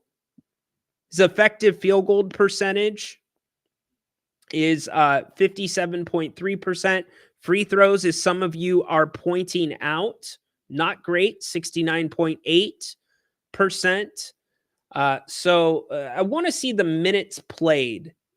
Minutes played. Let's look at his last 5 games. In fact, as we're talking about LaRavia, last 5 games against Toronto, played 4 minutes. Against San Antonio, which was a win on the 3rd, he played 24 minutes. He had 4 field goal attempts. He was 2 of 4 from the field. What did he do on the back end? His plus minus a plus 17. Not terrible, but was garbage time most likely. So his minutes have been very sporadic. Look like his minutes are coming in games that are blowouts for the most part. However, he did play 10 minutes against Houston. In that win, he was 1 for 1 from the field, 1 for 1 from the 3-point line. So he's able to shoot the 3. Look, it's a good deal. Why not? I go back to this. Whether LaRavia turns out or not, it is a low-risk move. Would you rather have LaRavia on the bench as another forward, or would you rather have Alex Len sitting there behind Valanciunas? So let's talk about it. Glad you all are here. Thank you for being here. We're talking the trade deadline. Jake LaRavia on his way to Sacramento. Monty at the last second, a very busy deadline. The Kings did exactly what many of us thought that they would. They did exactly what we hoped that they would do in terms of flipping some of those picks that they received from Chicago and San Antonio. So good job. Good job. Look, could they have done better? Absolutely. But let me remind you, this Kings team, the last 2 trade deadlines, basically did nothing. They did nothing. They used a trade exception. They elevated Keon Ellis to a roster spot last year. So in comparison to past years, this was an extremely, extremely busy trade deadline. So BJ, it's mentality and approach. It's why we love it. DSC, always blew my mind how some players were so poor at shooting free throws, especially that weren't freakishly built like Shaq. Yeah, that is. Well, you got to remember, and I don't need to reset it, but those guys' hands are so much bigger. That's like some of us taking a mini basketball and trying to shoot it. So became addicted to IT. He's a great guy. He's a great guy. You do need some size. Jake and Bake. Here we go. The names are already coming in. Let's see. Hobbit defense. What? I don't know what that is. Talking about Marvin Bagley. Mars, is he going to get waived? Not sure about that. We'll see. Frank, what's up, man? Happy Thursday. Happy trade Acknowledge me. Kings have a good trade season. Monty worked hard this year. I do have to give Monty some love. Not easy to pull the trigger on trading the face of the franchise. Look, let's actually reset that. I think that's a really good comment, Progressive. Here's why I think it's a good comment. You didn't get the first round picks you wanted. Charlotte's protected. It's going to turn into a couple of 2s. But you did get a lot of trade value. You got a lot of draft value that you could trade for other guys. And as we suspected, the Kings were not going to sit here and fill out the roster with second rounders in the draft. It wasn't going to happen. And you still have some draft capital. You still have options. In fact, let's look at that really quick when it comes to what the Kings still have. They still have a 16.9, by the way, 16.8, trade exception. So the Kings have not, to my knowledge, used that trade exception that was generated with Kevin Huerter. So you still have that for a calendar year. So that is going to help out immensely. The MLE, I believe, is going to go towards, which this is talking about the 13.8 that's built in. I believe that will go towards Valanciunas' salary here in Sacramento. So you still got the 16.8 in your back pocket. You still have some picks. You're going to have expiring contracts. Again, thank you to Alex Len. Thank you to Colby Jones for their services here in Sacramento. Colby was an important part of the G League team, and I think I do want to speak on that really quick. Colby really was starting to develop this year, and when I mean develop, not develop into a guy that was ready to play in the NBA for 20 minutes a game, but his game was starting to develop some of those traits that you need to be successful in the NBA. Part of that was being around De'Aaron, being around Monk, being around some of those guys for the amount of time he was. And the other part of that was getting as much time as he did in Stockton. One thing I looked closely at the last 2 games I was at in Stockton is what Colby was doing defensively. I was looking at hand placement. I was looking at positioning on defense, and that was all growing. So while Colby was not ready to get minutes here in Sacktown, he started to grow a little bit more than we thought, because Colby had a really bad preseason, and last year really was underwhelming. I think if you asked the Kings and they were candid about it, they would be disappointed in how things turned out, but it was starting to turn a corner, enough to which you were able to include him in a deal. So Colby, Alex. Live in Sacramento, Sacramento. Sacramento, there I go. Out of here from Sacktown and on to Memphis for both of them.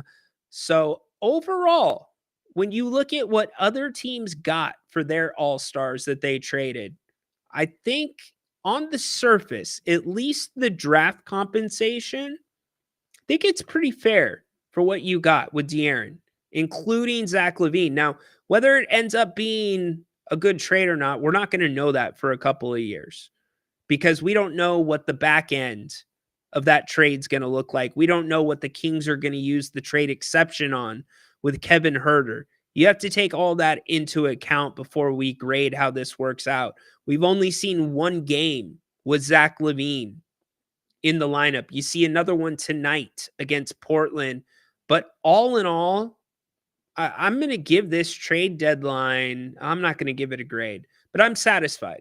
I would have loved to see a point guard. I think that is the glaring hole that we look at now with this roster. You need a backup point guard. Got to have a backup point guard. Who's it going to be? IT, some of you are suggesting. Could you go get Marcus Smart? James, if the Kings were better, Keegan's name would at least be in the discussion. In the discussion for all defensive team. If the Kings were better. Agree, Dirk. They passed. And by the way, if you don't have, do you remember what happened to the Kings when they played Denver? When Keegan missed that first game because of his ankle? Keegan is this team's defensive rock. He is their defensive captain. Did you not see him man up one-on-one with Karl Anthony Towns? So yes, he is not a Draymond, but do not undersell what Keegan has become defensively. It's really important to highlight that. You take Keegan Murray off the court, you have got a massive problem defensively here in Sacramento. You do. I don't know who would replace Monk in the starting lineup. What are we talking about? You guys want Monk off the bench? Yes, he looked awful in preseason. Keegan comes off the bench with Monk. I disagree completely. I think if you're going to breach that conversation, seriously, if you're going to breach that conversation that somebody needs to come off the bench for the Kings, I think it starts with DeMar DeRozan. That's where the conversation starts. Not comfortable, but I think that's where it starts. And I know reportedly Mike Brown approached DeMar DeRozan about that. DeMar was asked about it, and he laughed because he was asked in a hypothetical sense. But I think it's DeMar. We've had, and I forget who it is that's been calling the show the last couple times talking about having the Kings' best defensive foot forward to start the games. And I think there is something to that. I'm not ready to get completely on board with it, but I think there is something to it. In fact, as we go to the screen share really quick, let me highlight what this starting lineup has done together. And it's really good. So the starting lineup of DeRozan, Ellis, Monk, Murray, and Sabonis. This is per 100 possessions. In these numbers are either plus minus the Kings team average over 100 possessions. So that starting lineup, Sabonis, Murray, Monk, Ellis, and DeRozan have played a total of 153 minutes together this season. They average 18.4 more points over 100 possessions than the Kings average as a team. They average 8 more field goals. Here's the interesting part. They average 8 more field goals on only 3.7 more field goal attempts, meaning they're getting better looks. They're being more efficient. Also, defense transition plays into that. Turnovers down minus 2.7 over the Kings team average per 100 possessions. How about blocks? Keegan and Malik are sneaky around the rim. They can elevate. Not saying that you got to rely on that, but they can. But across the board, this is by far your best lineup right now. Now, it's not fair to say that, Levine changes it, because Levine changes everything. Excuse me, I didn't say that right. I'm going on like no sleep over the trade deadline. I love it, though. It's unfair to really compare this to anything else because we don't have a large sample size with Zach LaVine. But it's certainly something that we need to keep our eyes on, because this is what I think the Kings front office, to a degree, was looking at this summer. I think this is what the Kings front office was looking at as this season went along. And it gave them enough of a sample size to say, look, I think we can move on from De'Aaron Fox now. So what we need to do is, as we see combinations with DeMar and Levine and Monk, we need to compare those lineups and see what the Kings' best lineup is.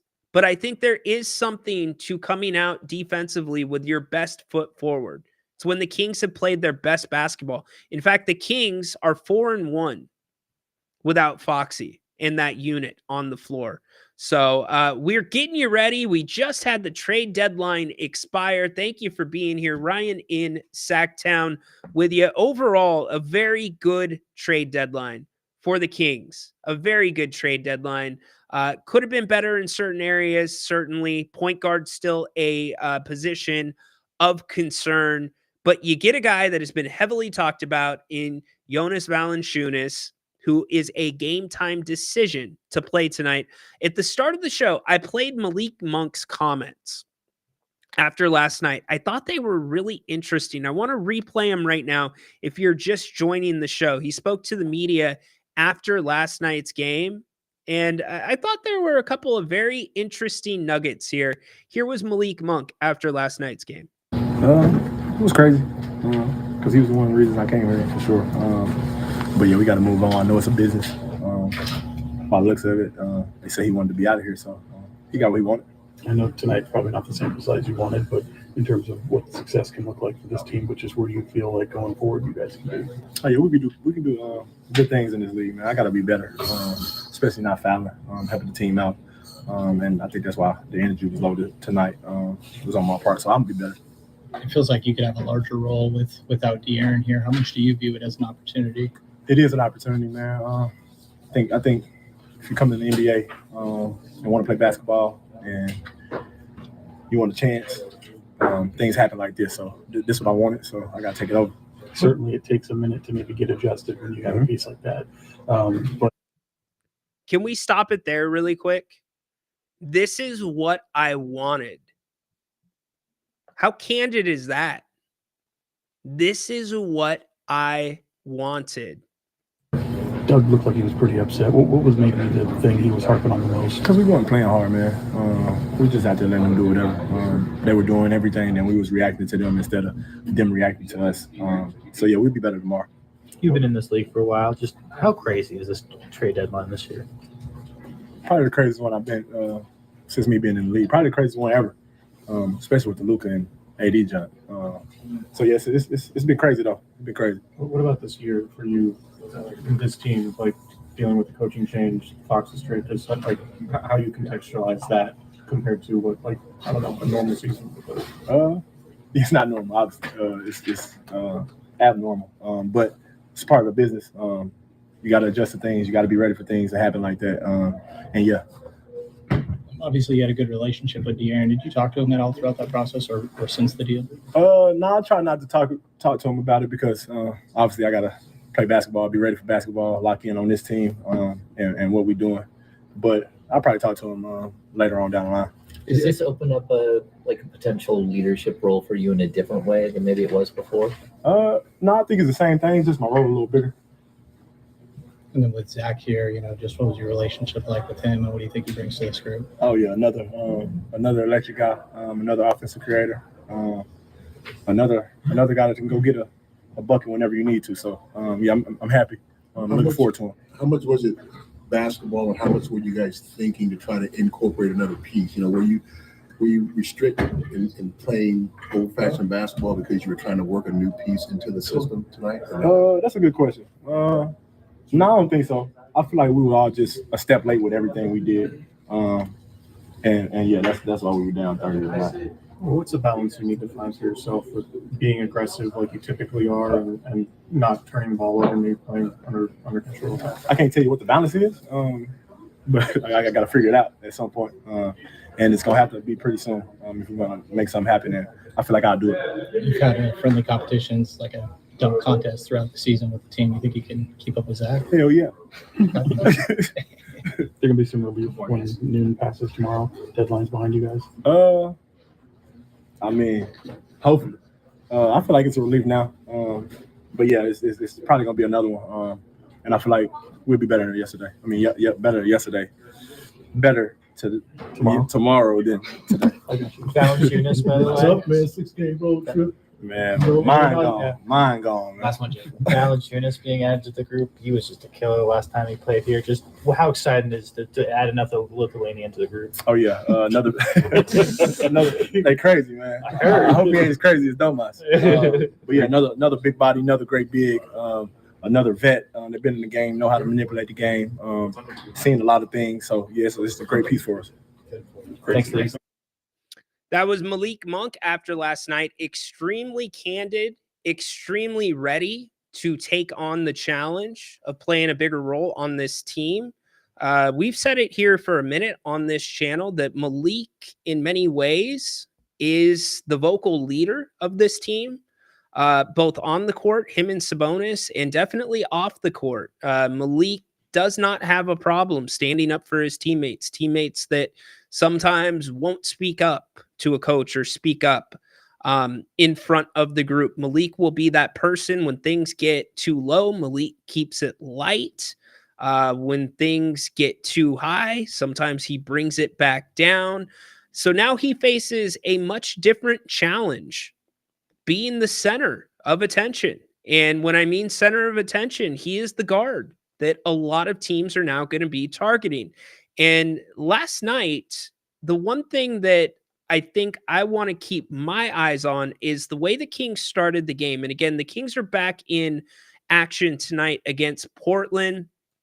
We're talking trade deadline. We're talking tonight. We're going to go for about another 20 minutes, and then we're going to get out. We're back at 4 o'clock. But last night, the Kings started the game by having DeMar DeRozan bring up the ball and Zach LaVine bring up the ball. Speaking of DeMar DeRozan, he is not on the injury report. Not on the injury report for the Kings with that pinky, so that is good news. And Malik was playing off the ball, which is fine. Jerry Reynolds thought it was maybe a little bit of a scheme thing rather than the Kings trying something different. But one of the struggles De'Aaron Fox had to get used to dating back to last season was learning how to play off the ball. De'Aaron usually played with the ball in his hands. Now, Malik has done a little bit of both during his time on the floor with De'Aaron Fox while Foxy was here in town. But how is Malik going to be able to adjust when the ball is in his hands? Because clearly the Kings are their best when the ball's in his hands. He's controlling the flow of the game. When the Kings follow his energy, usually good things happen. Look at what happened in Minnesota. It was a tough, difficult game. The Kings pulled through. Monk was tired. Sabonis was tired. It was ugly. It was physical. Last game of the road trip, but they got it done. So how is Malik going to meet that challenge? And how are him, Sabonis, other guys going to adjust with the pick and roll? It's going to start with Malik Monk, but definitely off the ball. I want to see how much more the Kings are going to do that, because teams, if I'm scouting the Kings right now, I'm blitzing. I'm picking up Malik Monk full court. to try to get the ball out of his hands because of the Kings' really lack of ball handlers right now. Malik's the closest thing that you have to a true point guard. So what can running on fumes here, people. What can Doug draw up to be a little bit more creative there? But him saying this is what he wanted, I believe it all along. I think he was ready to step into that starring role. And I remind you, him and Sabonis are one of 4 combinations in the NBA to have 50 assists between each other, both ways. That's crazy. Other names, Jokic, Jamal Murray, LeBron James. So there's a special combination there. But now with De'Aaron Fox gone, but with Zach LaVine here, 2 different players. Remember, too, the Kings are now having to learn how to play with a true 2-guard. Something also the Kings have not done during this Beam Team era. Kevin Huerter is probably the closest thing, but Kevin Huerter is nowhere near Zach LaVine in terms of impact on the game, athleticism, ability. Zach is on a completely different level. So that'll take a little bit of time, but I don't think last night was a good representation of what the Kings are going to be doing the rest of the season. Disappointing, yes. Certainly disappointing, but I don't think it's going to be as big of a struggle as it was last night. I think you throw that tape away. These guys know exactly what they did wrong. I think the biggest issue was effort. Second half, they got discouraged, and Malik Monk being off the floor. The bottom line is the way this team is constructed, regardless of Valanciunas coming here, regardless of LaRavia coming here, these guys are going to have to play big minutes, and you got to stay out of foul trouble. So how are the Kings, how is Malik Monk going to be able to adjust to teams targeting him and him being more of the center of attention? Definitely something that we are going to continue to have to monitor and look at. If you're just joining us, the Kings make a last-minute trade, sending Colby Jones, Alex Len, and a second-round pick to Memphis for Jake LaRavia, 6'7", 6'8", small forward. Google says could be a power forward. Coming out of Memphis, he's a product of Wake Forest. He was the 19th pick in the 2022 NBA draft. He is on an expiring contract making $3.3 million, just about the same amount that Alex Len was making. Then you also get, this is important, you get Colby's contract off the books. That's important. I think that second round pick was as much about them taking on Colby's contract as anything else, because that's the going rate to get rid of salary in the NBA. We look ahead to tonight. I see some questions about Valanciunas. The injury report has been updated to include Jake LaRavia. I highly doubt Jake LaRavia is going to be available. Matisse Thybulle, he is out tonight as well. But Jonas Valanciunas, he is a game time decision. I would not be surprised if you see him tonight. I think it's very feasible. Now, I believe guys have 48 hours to report. There's a lot that goes into that. If you take away the backside of family and getting things in order to come to a different city, I was 100% praying that it was right there for the taking. Maybe the Bulls weren't willing to waver on that. Maybe they have bigger plans for him, but the Lonzo Ball extension made me think twice about that. Man, I wanted Kobe, excuse me. But I think there's a good chance Valanciunas could dress tonight and play. He's plug and play. He's played with Sabonis before, and it would be much needed, because here's the back end of this. That means tonight, Portland, who is one of the biggest teams in the NBA, if not the biggest team in the NBA, you have no Alex Len. Alex Len's out of here. So you're going to be without him. So hopefully Valanciunas is able to get into Sacktown, or get in Portland, excuse me, and able to play typically how it works. This is how it worked with Doug McDermott. This is how it worked with some of the other guys. They come to Sacramento first. They do the physical, all that, and then they get to the city where the Kings are at.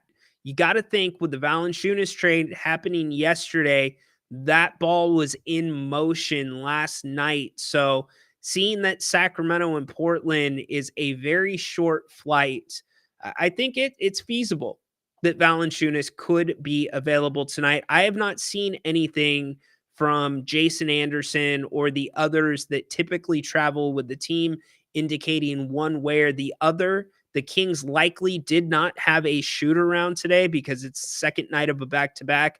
They're likely doing a team brunch and a walkthrough at the hotel. So there's probably not going to be, unless somebody speaks to somebody or a person with the team, a lot of information about Valanciunas. Shoot-arounds usually tell you more than team walkthroughs because you will actually see the players on the court. So we've got that going. Hopefully the Kings can beat the red-hot Trailblazers. Red-hot Trailblazers won 9 of 10. So going to be a little bit of an uphill battle. And again, I think tonight for those bridge minutes at point guard, it's got to be Mason Jones. It's got to be Mason Jones. Not a lot of minutes, but I don't see how Doug can turn back to Devin Carter. It's the offense. It doesn't work offensively. It's the ball handling, the shooting, all that. That can come along. We understand that's going to be a work in progress, but the ball handling right now is the biggest issue to me for Devin offensively.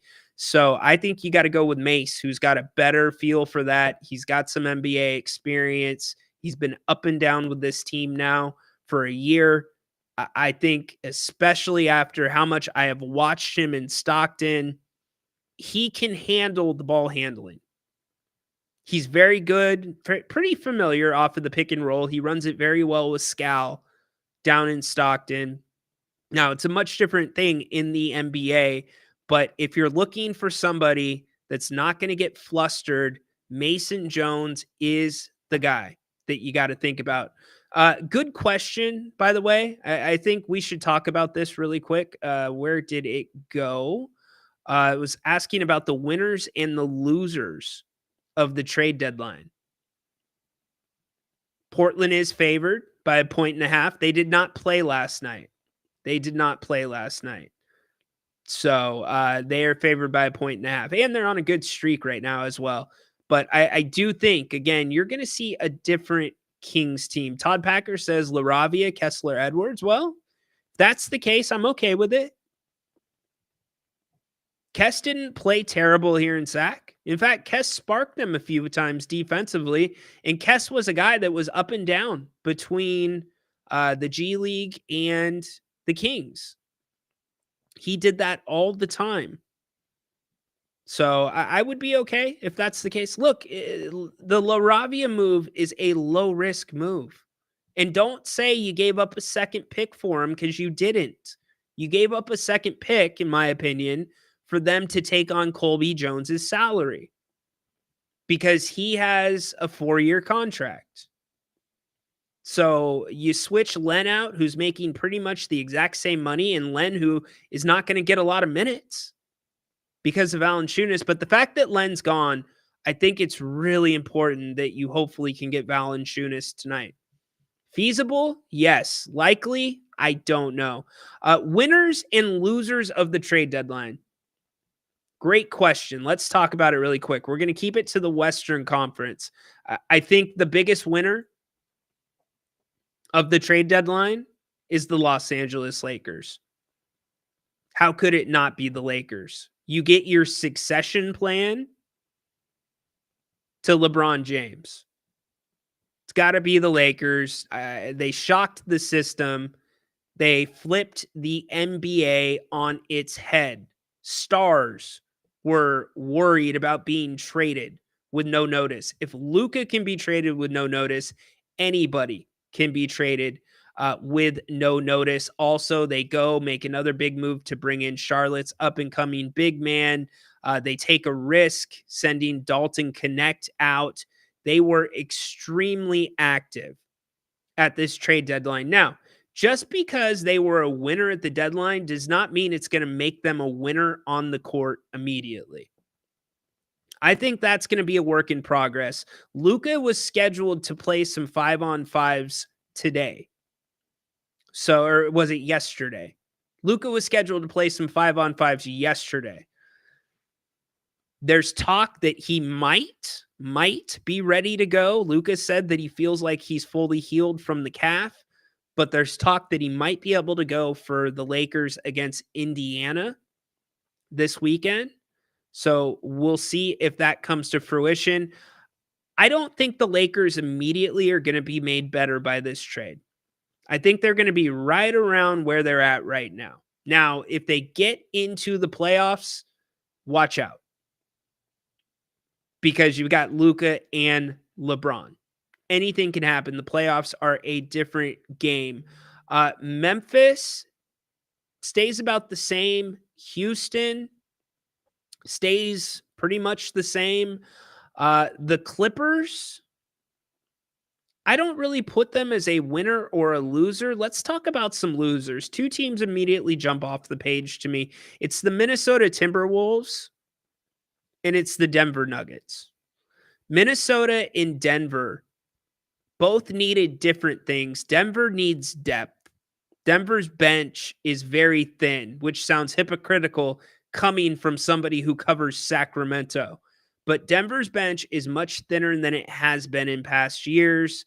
They needed to get some reinforcements. They did not, which means you are now still relying on Jokic, who is playing at an incredibly high level.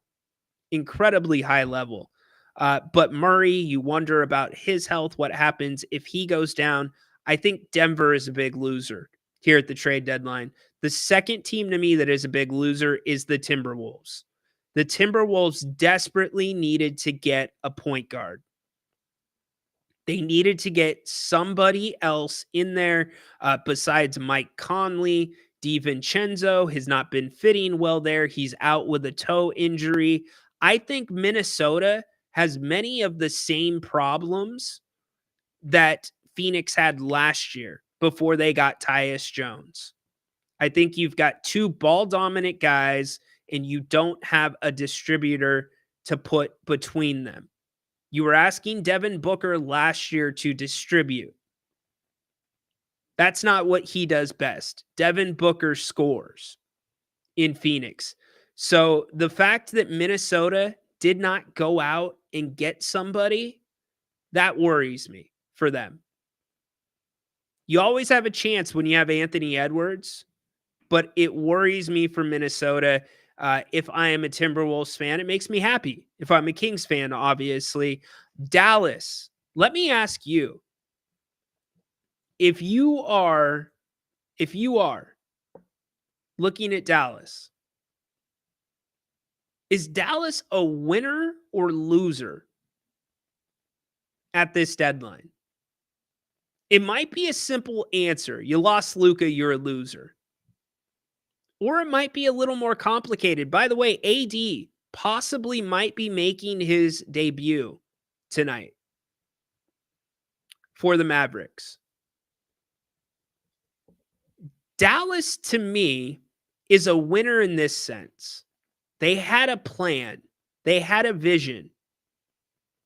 They knew what they wanted to do long term, and they executed. So in that sense, that's a win for Dallas's front office. Now, whether it's going to go down, number one, in the history books. It's just a matter of whether it goes down as the most bold trade in history because it worked, or if it goes down as the worst trade in history. Time will tell. But Dallas is definitely putting their eggs back in the basket of having Kyrie be the ball-dominant guard and play around a couple of bigs and have a two-big lineup on the front line, which works in the postseason. Look at what the Minnesota Timberwolves did to the Thunder last year. It works. Or was it, excuse me, what Dallas did to the Thunder last year. My bad. It works. The NBA, Brian Scalabrine has said this. Jerry Reynolds and I talk about it all the time, that the NBA, is it swinging possibly back to two bigs? It's getting closer than we think, but I like what Dallas did for the most part. I do like what they did because they did not see a long-term future with Luka. The concerns, the drama, the juice was not worth the squeeze there. They didn't want to go through it anymore. So I respect them for that. I can't say whether they won or lost. I respect what they did, and they executed their vision. Outside of that, I think really going back to it, it's Denver and Minnesota that are big losers. If you're a Warriors fan, I think you're about the same. If that makes sense, maybe you're a step better. Maybe you're a step better. You have clarity now of what the next 2 years, the twilight of Steph Curry is going to look like. It's going to be with Jimmy Butler. Now, the other question you have to ask yourself if you're a Warriors fan is Jimmy Butler going to pull this again on you if it doesn't work? But I have to say, Jimmy Butler and Steph Curry, it's a little bit of a scary combination. Now, you give up Andrew Wiggins. You give up some other pieces. So they lose some depth there in Golden State, but you don't give up Jonathan Kuminga. You keep Draymond. That could be a dangerous combination as well. But I can't call Golden State a winner with that trade because you're going all in on 2 years for Steph Curry. After these next 2-3 years, the Warriors are going to be a blow up when Steph Curry's gone. So losers for sure. Denver and Minnesota. Denver and Minnesota, the losers of this trade deadline in the Western Conference. San Antonio was a definite winner. San Antonio is a winner for sure. Anytime you get an all-star and you don't have to give up any of your young talent or your 2 first-round picks that are not protected, that's a win as well. So San Antonio won the trade deadline. And you know what? I got to give the Kings a win. The Kings won the trade deadline too. We didn't get a point guard, but compared to, and here's what I'm comparing it to. Derek says Dallas is a big loser. Fair enough. Thank you, Charles, for the super chat. Jake LaRavia is a king. Yes, he is. Monty pulls a rabbit out of the vest the last second. Trades in Alex Len for a 3-and-D guy. Same contract, both expiring guys at the end of the year. A very low-risk move. You give up the second-round pick to get them to take Colby's contract on. I've got to say the Kings are a winner. Now, hear me out here. Hear me out. And you might disagree with me. And by the way, if you want to call the show, we have not had any callers today. You are more than welcome to call the show. I would love to hear from you. Just hit the link that is in the chat. But Charles, thank you again for the super chat, my man. I've got to give the Kings a win because I'm comparing it to their last 2 trade deadlines. Their last 2 trade deadlines have been very silent. The Kings shook things up. They moved off of Fox. The further and further, and I know we're not that far away from it, but the further we get from it, looking back at the picks that they got, I think they got actually, if you look at the picks, I think they got a little bit above market value for Fox. I do.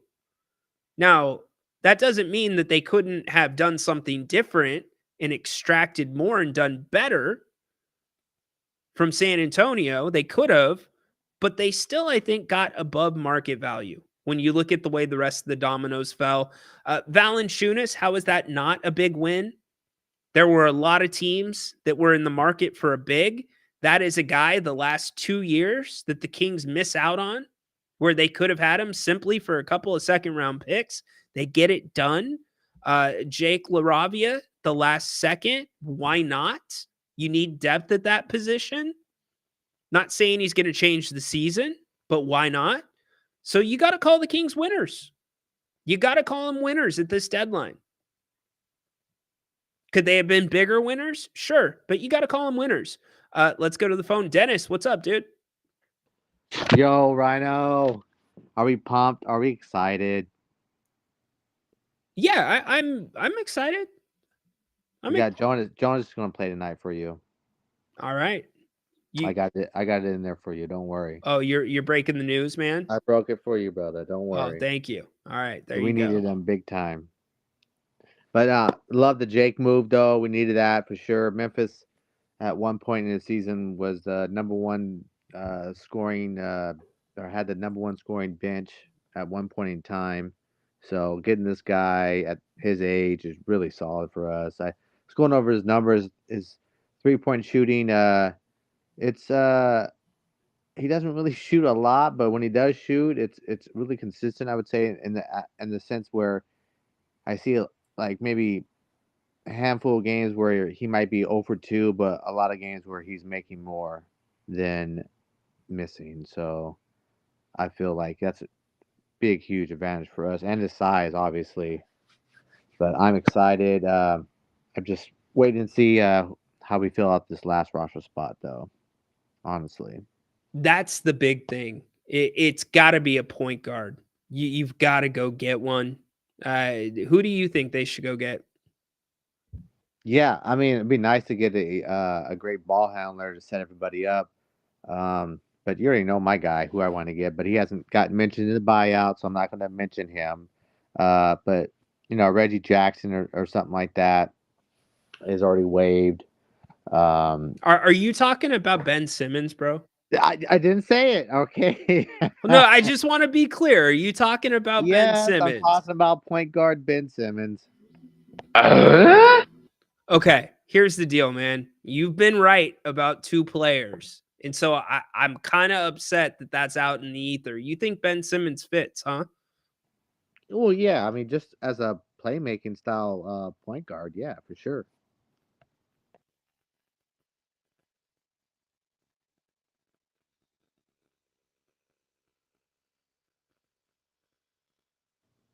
I can't hear you, Rhino. What do you think he would be paid? The vet minimum, right? It's the buyout, so I don't know how much salary we have left over after trading 2 players for 1. But I think Jake should be salary favorable because he's still on a rookie deal. So, and he was just a 19th pick 2 years ago. Yeah, Monty's cooking right now. He's cooking indeed. He might have took off his vest because he's so hot. No, He had his cooking vest on. Yeah, brother. not funny. He had his cooking vest on. Yeah. Well, good stuff, Dennis. I appreciate you. Hey, appreciate you, brother. So, where did you hear Valanciunas is playing at? Out of curiosity. Underdog. Underdog. Fantasy?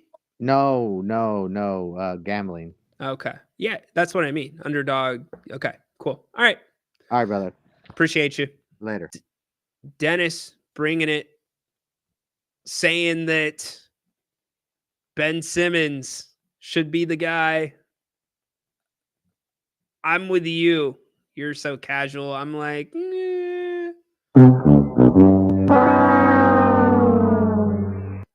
I just don't see it. I don't see it. But who knows? Who knows? The Kings have done crazier things. The size matters. Ben Simmons, if he actually was trying, stayed injury-free, could help this team out for sure. Okay. All right. All right. So here's the really important thing about this. The really important thing about the buyouts, let's go back to this. And this graphic, I want to be clear. This graphic has changed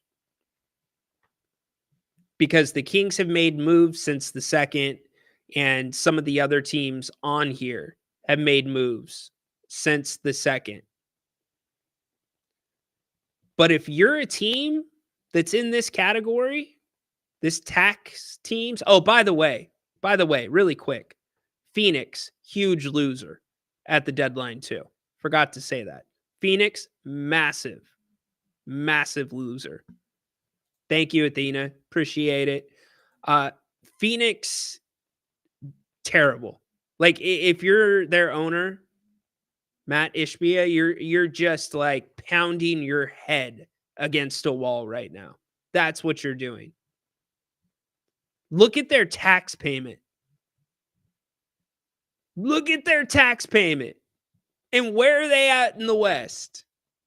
Holy crap. My goodness, man. Break out the money for the play-in. So anyways, back to my point. Where this gets interesting with the CBA is depending on the aprons that these teams are in. And again, some of these have changed. Bobby Marks will give us an updated graphic here probably within the next couple hours. But if you're in this area, the point of the CBA is you're not able to sign these buyout players. So the buyout players that we're talking about that might get waived, teams are disqualified from getting those, depending on the apron that you're in. And commonly, what you would see in past years before this CBA is those buyout players go to these teams that are usually full of firepower. Maybe they're underachieving. Maybe they're doing great and they don't need the player and the player still goes there anyways. So it opens up the buyout market for teams like the Kings and other teams that are not in the luxury tax and not considered in one of the two aprons. How about the Timberwolves too? Holy crap, man. Look at that. 84.8. That's right. So we have no reason to speculate any more trades. It's done. It's done, my man. But look at that. 84.8 for Minnesota. That is a lot of money. Please no. I'm with you, Todd. Please no.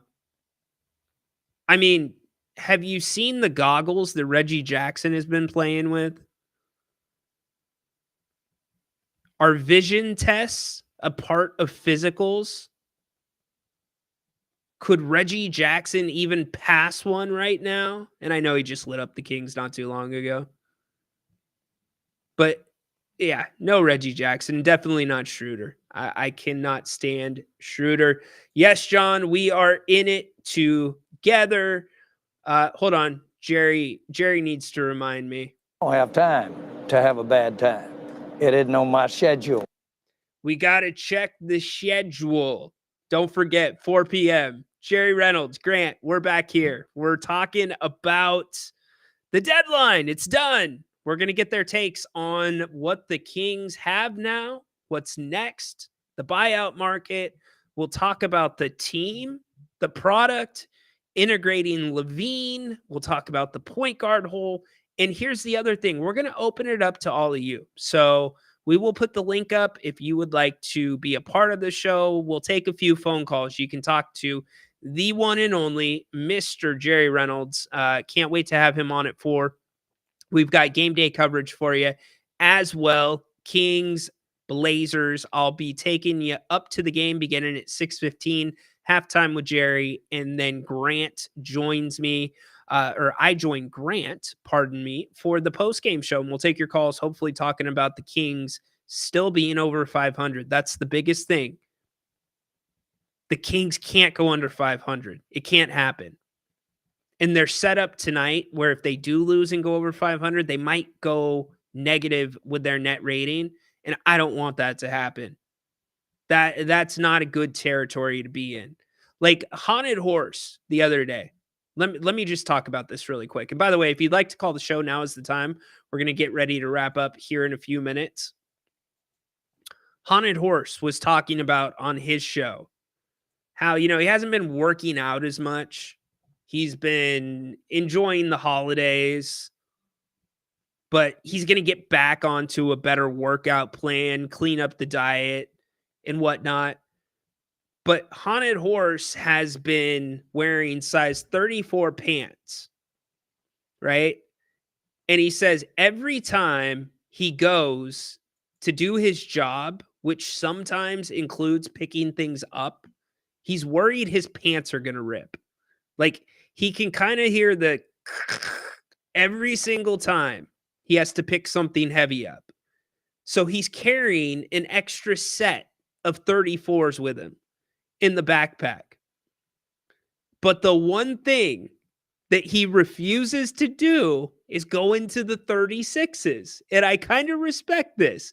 Haunted Horse refuses to put the 36s on.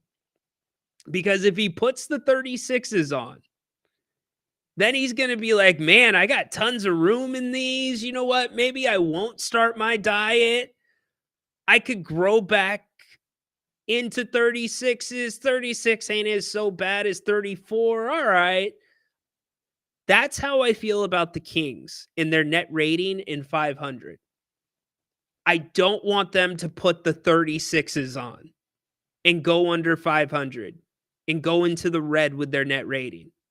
It's just not a good thing. And that's what's on the line tonight. The Kings got to win in Portland. What guards, or let's get thought on Ben Simmons if he gets bought out. I'm not a fan of it. I got to be honest with you. I'm not. And I can tell you what you're going to hear from Grant. Grant's going to say the one thing Grant's going to point to is he's going to point to his games played and the baggage that comes along with Ben Simmons. I'm not a fan of it for other reasons. I just don't think it's a great fit. I guess I could be persuaded. As I sit right now, I don't think it's a good fit. What guards are going to be available in the buyout market that you like? I will talk about that more at 4:00. I want to look at it closer, and I'll give you some names because I want to go over each team's payroll, and I want to look at who they're likely, especially with all the last-minute moves, who might get bought out, who might not. Yeah, that did heal his voice yesterday. Mars is all in for Reggie Jackson. It's a solid 10 to 12-minute guy a night. Okay, fair enough. Haunted Horse for GM? Absolutely not. Blazers are blazing. That is a fact right now. They're blazing really well. Dennis putting some numbers in. Sabonis, 46.5%. Ellis, 43-point shooting, obviously. Problem with Sabonis and Ellis is they're not taking enough attempts. You got to pump that up. Got to pump it up. Honestly, if Trey Jones gets waived by Chicago, fair enough. Could see that. Let's see. AB, still can't believe Fox and his punk Rich Paul screwed us over in trade. Okay. I'm not on that bandwagon. AB, I would love for you to call the show. You don't have to be on camera. I just want to hear I want to hear your pitch. I want to hear your side of it. Maybe you can win me over. Maybe I'm not paying as much attention to it as I should be, but I know it's kind of picking up some traction. I saw Matt George posted something about it.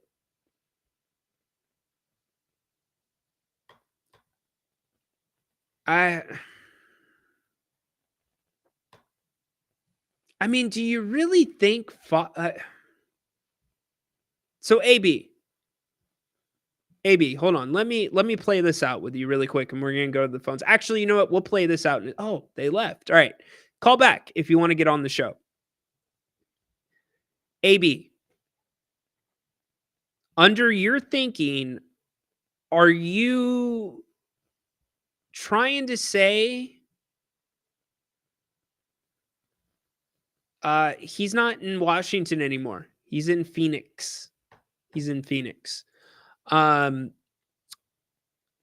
you saying that like Rich Paul and De'Aaron Fox were twisting San Antonio's arm on the back end, saying if you give up these pieces, then I might not re-sign with you guys? Like, I'm trying to understand. Now, I'm not going to lie. It's not a good look. Kings fans are not going to take to it nicely. And for those that don't know what we're talking about, De'Aaron Fox sat down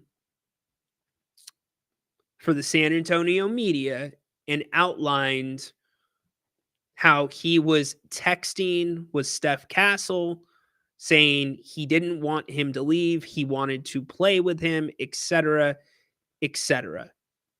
I know these guys, this is a family. These guys are part of a brotherhood. Hell, they're part of a union. Sometimes that brotherhood runs deeper than team loyalty. And I don't need to outline that. We've got plenty of examples over the last 10 years. But I just don't, I don't think texting with somebody leads to Rich Paul twisting arms. Maybe. I mean, it is a little weird. I'll give you that you can't get Steph Castle and at least one of those first round picks out of San Antonio. It's a little bit weird. I get it. I said we're not going to keep doing this all season. Yesterday was supposed to be the day for it. Let's see. DSC Fox wanted out. His manager made it happen. I would hope his manager isn't being worm tongue and putting thoughts into Fox's head. Of course. That's what an agent's for. It's 100% what an agent does. Donald thinks it's a fair deal. What's up, C-Dog? Legend around here. Fox said he didn't want Castle to be traded and he could play with him in San Antonio. Yeah, exactly. Here we go again. We love to speculate. I'm sure Fox will get a significant round of applause. Yes, he will. He absolutely will. Player collusion is legal. Yeah, that's what I'm saying. It's not tampering. It was an open time. It's crazy. Only if the front office or owner is involved is a problem. Exactly right. Exactly right. If a team or if a guy is under contract and you are on or own another team, work for another team, if you're in their ear, that's tampering. An agent? No, that's what agents do. Joseph, how about Malachi Flynn, Detroit? Maybe. I'm going to take the next couple hours to look it over. But we've got a lot to talk about and still a lot of programming coming your way later today. Thanks for being with us for the trade deadline special. We have hit a lot. The Kings active again today as we expected, albeit at the last second. Made us sweat it out. Monty pulls another one out of his vest. The Kings grab Jake LaRavia from Memphis. They send Alex Len. And they send Colby Jones and a second-round pick. The second-round pick, again, that is, I want to make this clear, that was to get Memphis to take Colby's contract. That's what that was. The LaRavia Len, that's pretty much straight up. The salaries work. So the big question now turns to what can the Kings do on the buyout market? But even before that, it is the Kings. It is the Blazers tonight. Yeah, phone line's working. You want to call in really quick? You can call in. Have you been trying to call? My bad, BJ. Let me go to. Oh, you know what, BJ? I took the phone line down. Hold on. We're gonna get a call from BJ, and then we're gonna wrap. In the meantime, what's everybody doing for lunch? What's for lunch today? If I had time, if I didn't have 2 hours and 30 minutes, I could promise you I would be at Bennett's. Yes. Bennett's Restaurants. Good old American cooking. Prime cuts of seafood and steak. 3 locations here in the greater Sacramento area. Go to bennettsrestaurants.com. You can check out each one. They're all a little different. I love each of them. I've been to every one of them. I've done live shows with Grant from most of them. Roseville, Rockland, Howe, and Fair Oaks. If you're not in the mood for one of their amazing New York steaks or the redfish, 2 of our favorites here on the channel, check out their happy hour. They've got great deals Monday through Friday, 2 to 6, or excuse me, every day of the week, 2 to 6 o'clock. Also, 11 to 2 on the weekends. They have weekend brunch. They've got a Bubbles and Brunch deal that's amazing. Under $50, get you 2 entrees and a bottle of champagne. The weekends also bring you prime rib after 3 p.m. Friday, Saturday, and Sunday.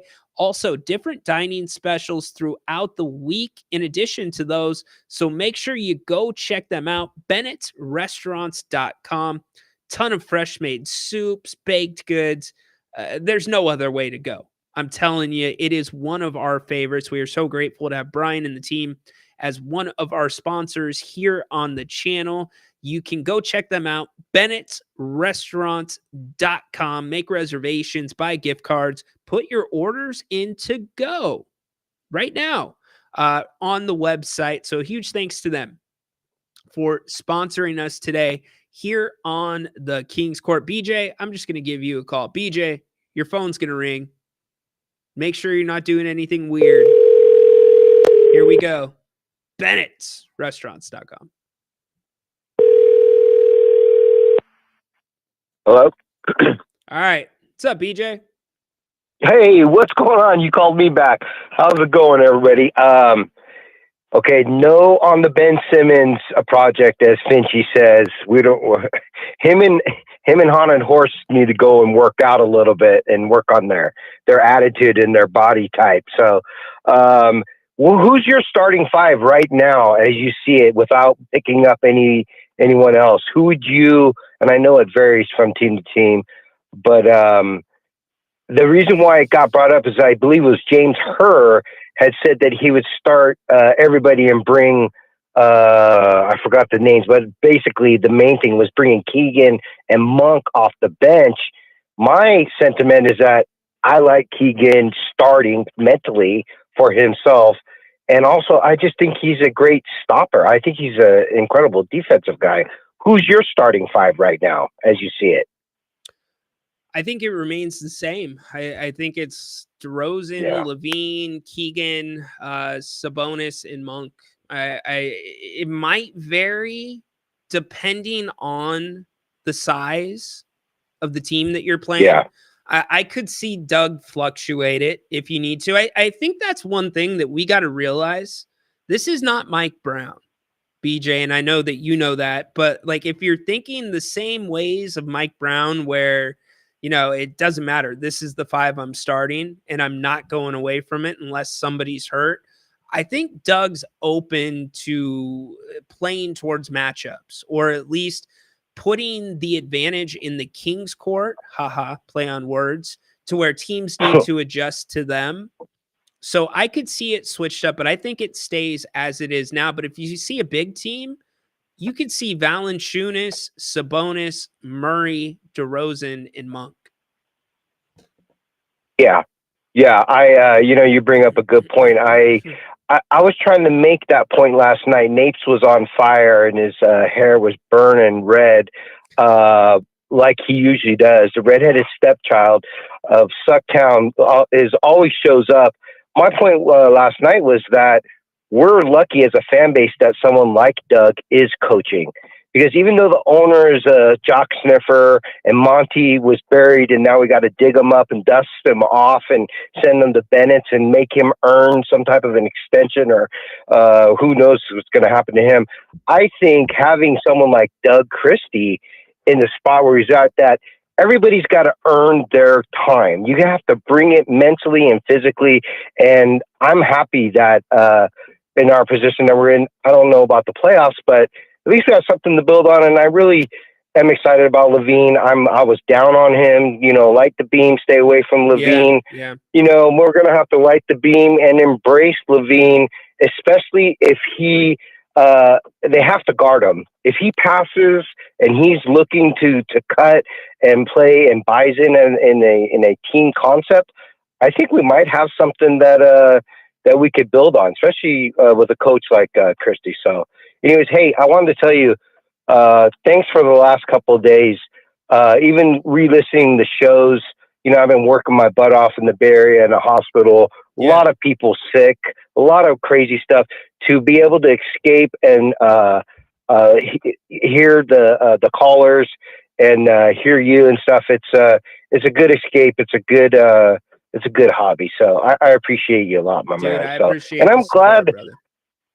I'm glad you're honest and straightforward, and YouTube gives you the platform to not be hindered and handcuffed. I try to get on other shows.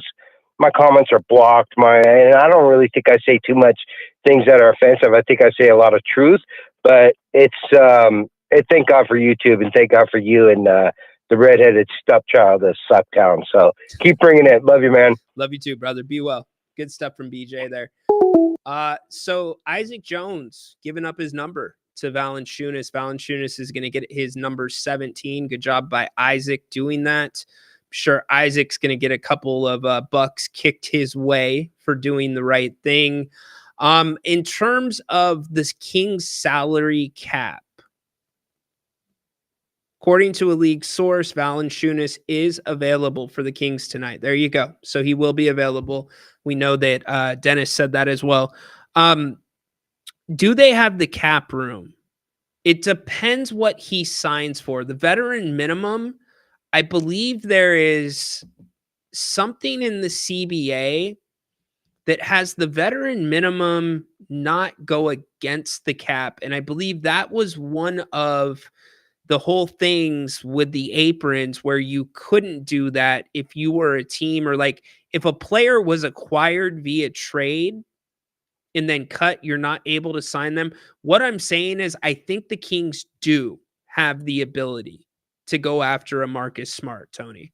I think that they could, and that's why I'm going to use the next couple hours to get you those numbers and give you definites, because this entire thing has been so fluid and we've been doing it on the fly, but we will have those answers for you here on the back end. I might have to go hit up Bobby Marks, see if he could help your boy out. But all right, we're going to get out of here. We're back here in just 2.5 hours. So Jerry, Grant, myself, we're here. We've got a full night between the Kings Roundtable at 4:00. That is going to be a lot of fun. And then also we've got the pregame show, which we will be doing here in a little bit. Thank you guys all so much for hanging around. It's been a long show. You are the absolute best. I do want to give a quick shout out to our guy, Max at InVision. Yes. Are any of you guys business owners? Just checking. Anybody a business owner here? Anybody a social media creator? Are you an influencer? Do you sell stuff on the side? What I'm asking is, do I need a nap? John, I don't think I'm going to have enough time for a nap, man. I did hit a wall yesterday. I'm not going to lie. After tonight, it's going to be, I'm probably going to sleep well after tonight. And I know my wife's going to appreciate having me back after tonight. It's been incredible the last week and a half leading up into all this. But if you've got a website, think about Max and his team over at InVision Web Design. They have done great stuff for Grant and myself, and they continue to work with us and make our products, develop our products digitally and on the websites to look better, be more interactive. They present different ideas to get more engagement.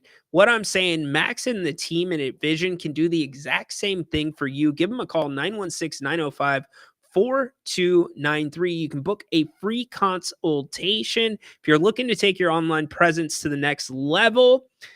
They specialize in creating stunning custom websites that don't just look great, but also deliver real results. Whether you need a sleek, mobile responsive SEO optimization to boost your search rankings or an advanced feature like an e-commerce integration, we had to do that. Envision Web Design has got you covered. They're dedicated. They really are. Max is and his team to helping businesses like yours stand out online and attract more customers. Really cool what Max is doing. And Max is so responsive too, by the way. He will get back to you quickly. Go to their website, webdesign.com, or give them a call at that number. You can book a free consultation, and Max will work with you, let you know what they can do for you. And Envision will bring your vision to life. Trust me, Max has done it with us and continues to be a great partner here on the channel. So go check them out, envisionwebdesign.com. Huge thanks to Max and the team for partially sponsoring today's edition of the Trade Deadline on the King's Court. All right, y'all. I will see you in 2.5 hours. You know what? Really quick. So I have my homework.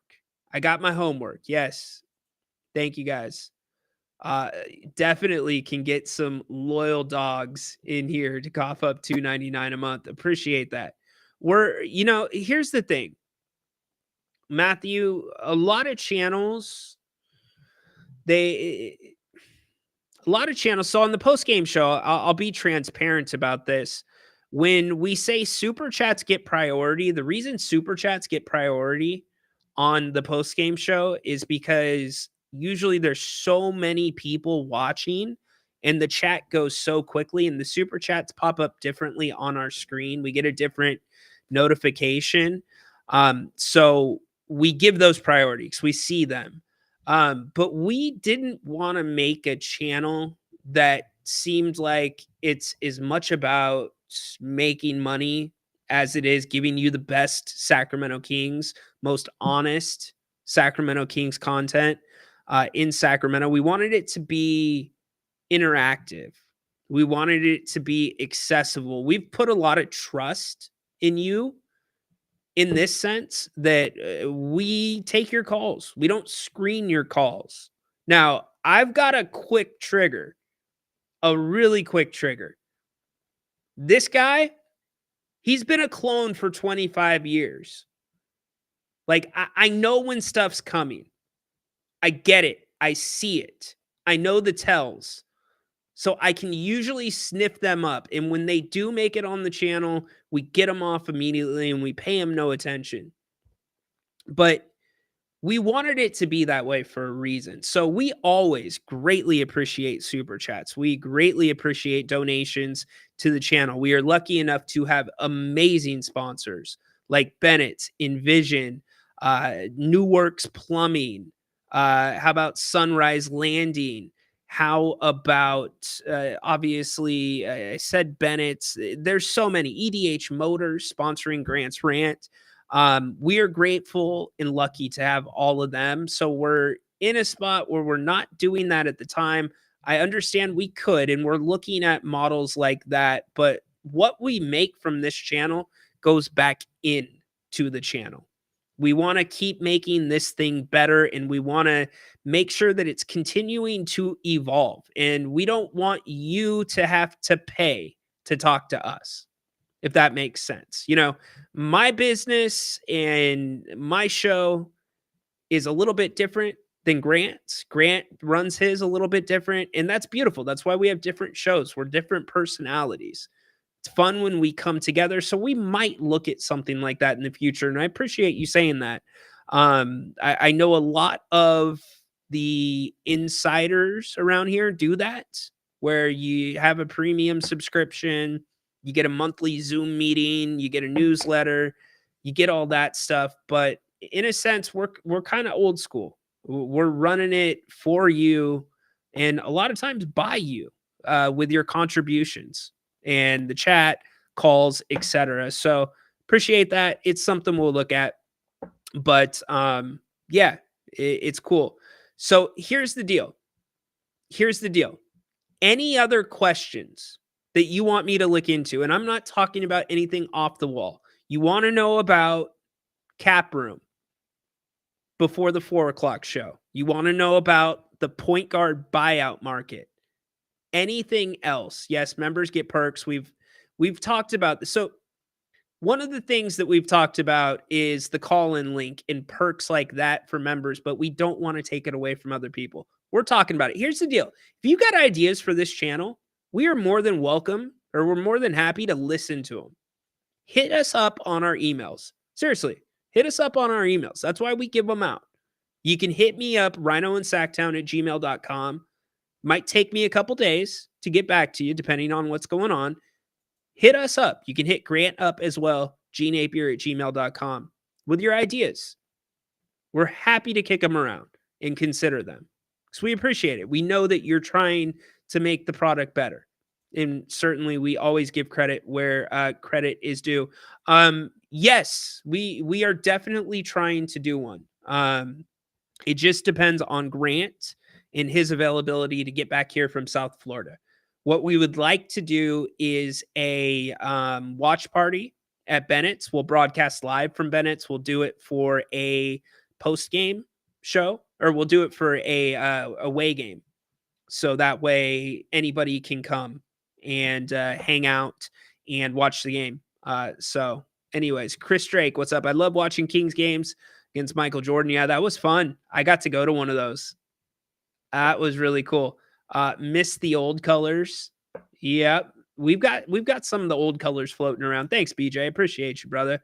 Thank you very much. Watch party. We're in the works. We are looking to do that. If we're not able to pull something together, if Grant's not going to be back, I will try to put something together. I don't know that anybody would just want to come out and watch a game with me, but we can always try to put something together like that for the Kings Court as well. We've talked about it in the past, but the goal is to make that happen for all of you. So last call. Any questions that you want me to look at before the 4 o'clock show with Grant and Jerry? So we're covered. I think I have my homework. We're good to go. They used to be the greatest battles. Are you kidding me? I got surprised last minute that I was going to get to go to one of those games. It was insane at the time to see the hoopla and the fanfare that followed Michael Jordan. Like, it's always talked about. It's legendary. There's all these stories. First off, could you imagine Michael Jordan having his career during a social media era? Like, Michael Jordan, I don't know. I don't know if Michael Jordan would have made it through his career if social media was around. Different time. But to see the hoopla that went with him, just in the arena, I mean, the people that would rush the tunnels to just have a chance to reach out and touch him, it was insane. You know, Michael said Mitch was the best defender. Michael said Mitch was the best defender he used to play against. Pretty high praise. Channel 13, where the Kings hold court. Yeah, I know. Isn't that funny? It's a total coincidence. Total coincidence. When I got those old Jerry Reynolds shirts from the Jerry Reynolds show, that's what it says on the back of it. Total coincidence. The reason it's the King's Court is because of a couple of reasons. I like the name, but with me, there's always a reason behind something. So anything you see behind me, there's a reason it's behind me. And the reason it's the King's Court is because of what I did before I transitioned into this full time, what I did for a living before then. So you can determine the ties that you want. No, I was not the defendant in court. So anyways, all right, I got my marching homework. Saw 2 Bulls games in Sucktown. It was amazing. Rock played unbelievable defense on MJ. Yeah, no doubt. Remember Mitch winning MVP at the Phoenix All-Star game? Yeah, Absolutely. Remember that too. Used to have a plaque from that when he won the MVP, and he's holding it up, and it was signed. Mitch was my guy growing up. I got to go to Mitch's camp that was at Arco Arena. I think it was my seventh grade year. It's either 6th or 7th grade. Maybe it was 7th before 8th, but it was the first year of the Monarchs. So that was pretty cool. Mitch was a cool guy. We used to follow him around, like when he'd do autograph signings. He was by far my favorite player growing up. Mitch, 100%. All right, we're out. Brother Cy Richmond was way up there with the best in the 90s, discussing how underrated he is. Agreed. Agree. All right, y'all. I know. DSC, I can still hear it in my head. I know my voice is starting to go. Mitch Richmond for 3. I think the guy's last name was, I think it was Anderson, who was the PA guy. So crazy. All right, we're out of here. Love y'all. Thanks for sticking through the long show. Jerry Reynolds, Grant, back with us here at 4 o'clock. We are going to be doing the Kings Roundtable. Look it, here goes my voice. Been talking for like a week and a half straight, it feels like. But I love it. You guys are keeping me around, keeping me going. So, all right, go Kings, light the damn beam. Can't wait to see y'all here in another 2 hours, 15 minutes. Going to be fun to have Jerry on the channel. And then again, we got the game tonight. Valanciunas expected to play. But before that, Kings Roundtable, 4 o'clock. Hell of a trade deadline. Let's do it. Go Kings, light the damn beam. Court is dismissed.